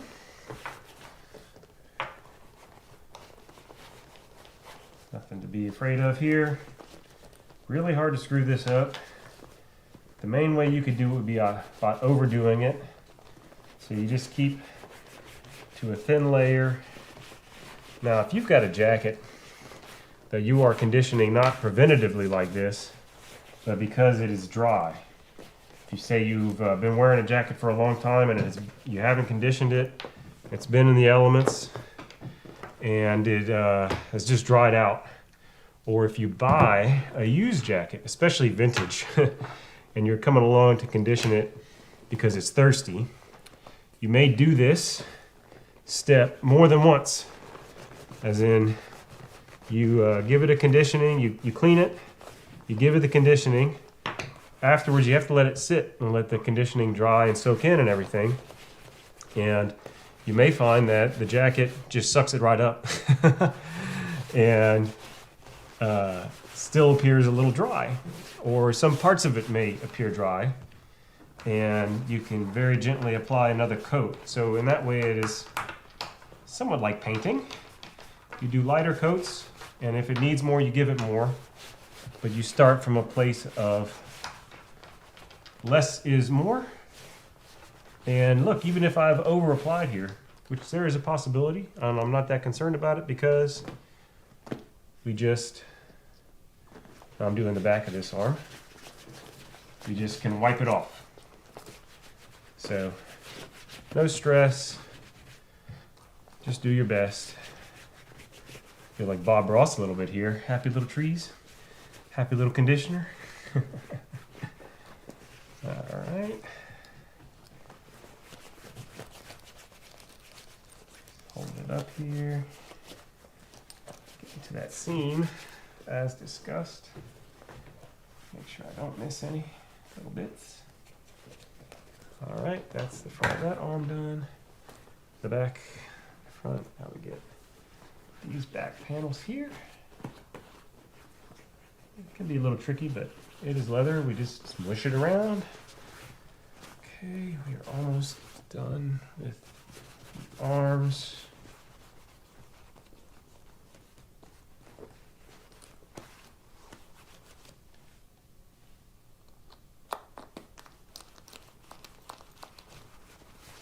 Something I don't think I talked much about in that video. I really like this exposed zipper here, but not everyone does. Some folks have commented about that. I'm just going to take both hands and kind of give it one last rub in here on the front. Spread around any areas that might have gotten a little more excess.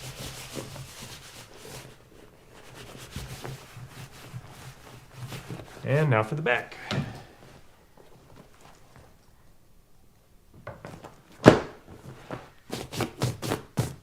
comparison. Conditioned front to unconditioned back. Let's get down. Start off at the seam here and then work our way down. Now this bigger panel, it can be easier to lose track of where you've been. Fewer lines to color in and all that. But you could tell by the shine, and just do your best. You know, I made a video about conditioning my Schott 618 last year. And for all of this, I actually ended up speeding up the video because I thought perhaps folks would not be interested. And also I was interrupted by the family coming in. And so I had folks come in and talking and everything while I was trying to make the video. So this one I was able to secure some time with no distractions, get things done, and give you the full start to finish experience.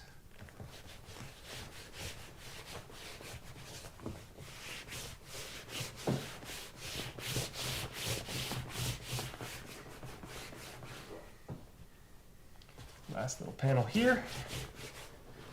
Don't forget to hit the seam itself. And make sure I get this seam. All right, we have hit this jacket up.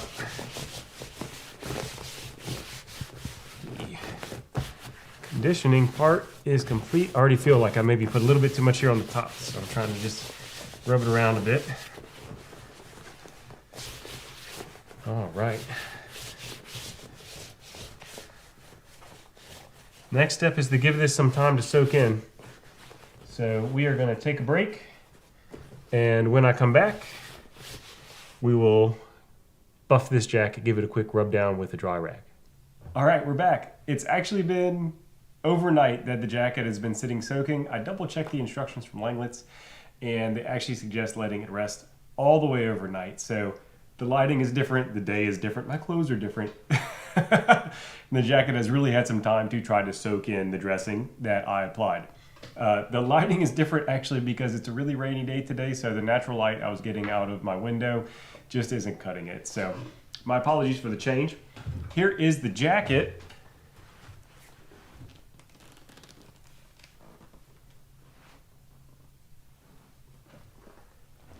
And I have to say, overnight was really necessary because yesterday, whenever I put the jacket away, you know, it still had a pretty wet look to it, honestly. And letting it sit overnight really allowed it to soak in and dry up. So the next step is we take this cloth and I'm just going to wipe the jacket down. I'm gonna rub it down.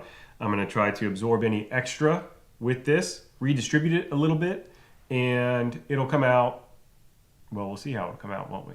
This is a completely clean, dry cloth, and we're just kind of buffing here. We want to make sure that this surface, which is very slightly tacky in some areas, that is over and done with and completely untacky. So I'm not really pressing very hard here. It's just about moving the rag over the top.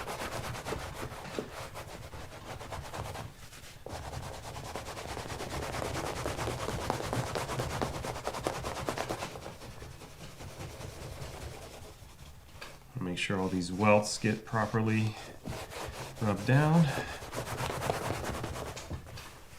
Yeah, and that tacky feeling is gone now. Still some on this side.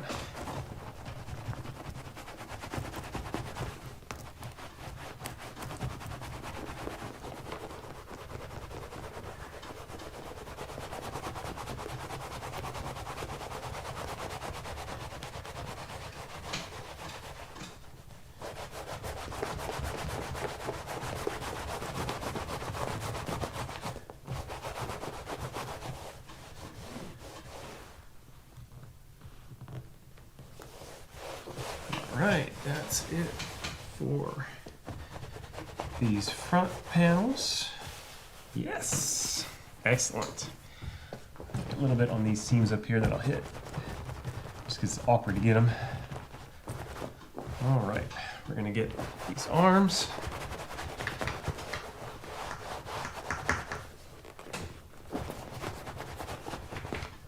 Make sure we get to the seam on this side.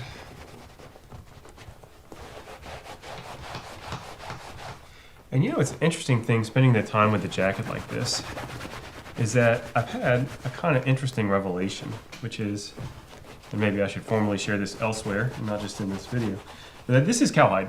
Yeah, this is a 1.5 millimeter cowhide, which is a pretty thick leather, and it's a very soft one. And I went on and on about that in different ways. But you know what it really reminds me of is deer skin, which I suppose the contemplative nature of this cleaning and conditioning and now rubbing really came to the forefront of my mind. All right, no tackiness, and I'm seeing a little bit of a shine left behind, which is nice. That was one of my kind of side goals, a little side mission here. So yeah, this cowhide really strikes me more like deer hide. And I wonder if it's something that will help me to enjoy the jacket a little better, is thinking of it in those terms. Because it is resilient. It does seem to be a pretty robust leather. But it feels not like cowhide. It feels like deer hide, which is its own kind of thing. It's interesting. You'll see deer tanned cowhides and stuff like that.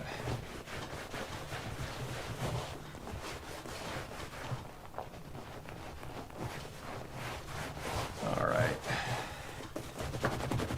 I really want to make sure that I get these arms good and that I get these spaces where the arms and the body would rub against each other.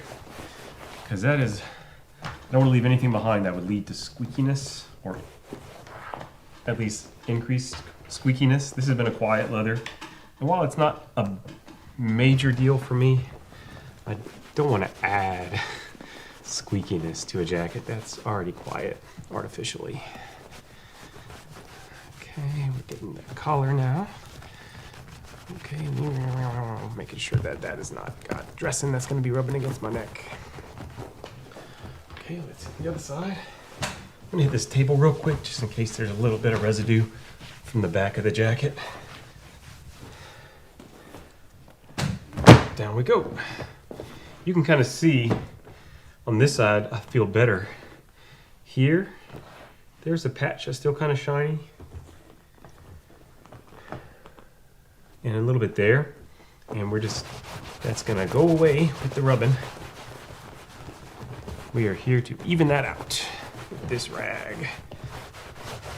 Main back panel first.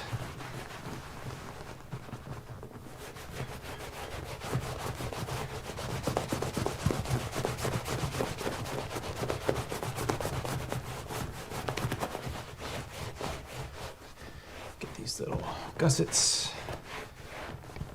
Everything gets rubbed. No excess anywhere is the goal. And an even sheen is also kind of resulting. All right. There we have it, y'all. The jacket is done. I'm gonna give it a touch, see if I missed anything. That tacky feeling is gone. And there we have it. All right, we're done here. This jacket is conditioned and ready to be worn. Here it is. And I have to say, I'm really pleased with the result from a look standpoint. And I'm happy knowing that when I wear this jacket in the rain, it'll be protected and not deteriorate any further. And it's also kind of interesting, that revelation I had, just the thoughtfulness of spending time with the jacket. You get to know it a little bit better. And thinking about it like deer skin instead of cowhide really changes my perception of the jacket. Well, if you have any questions, hit me up in the comments. Thanks for coming along this ride for me.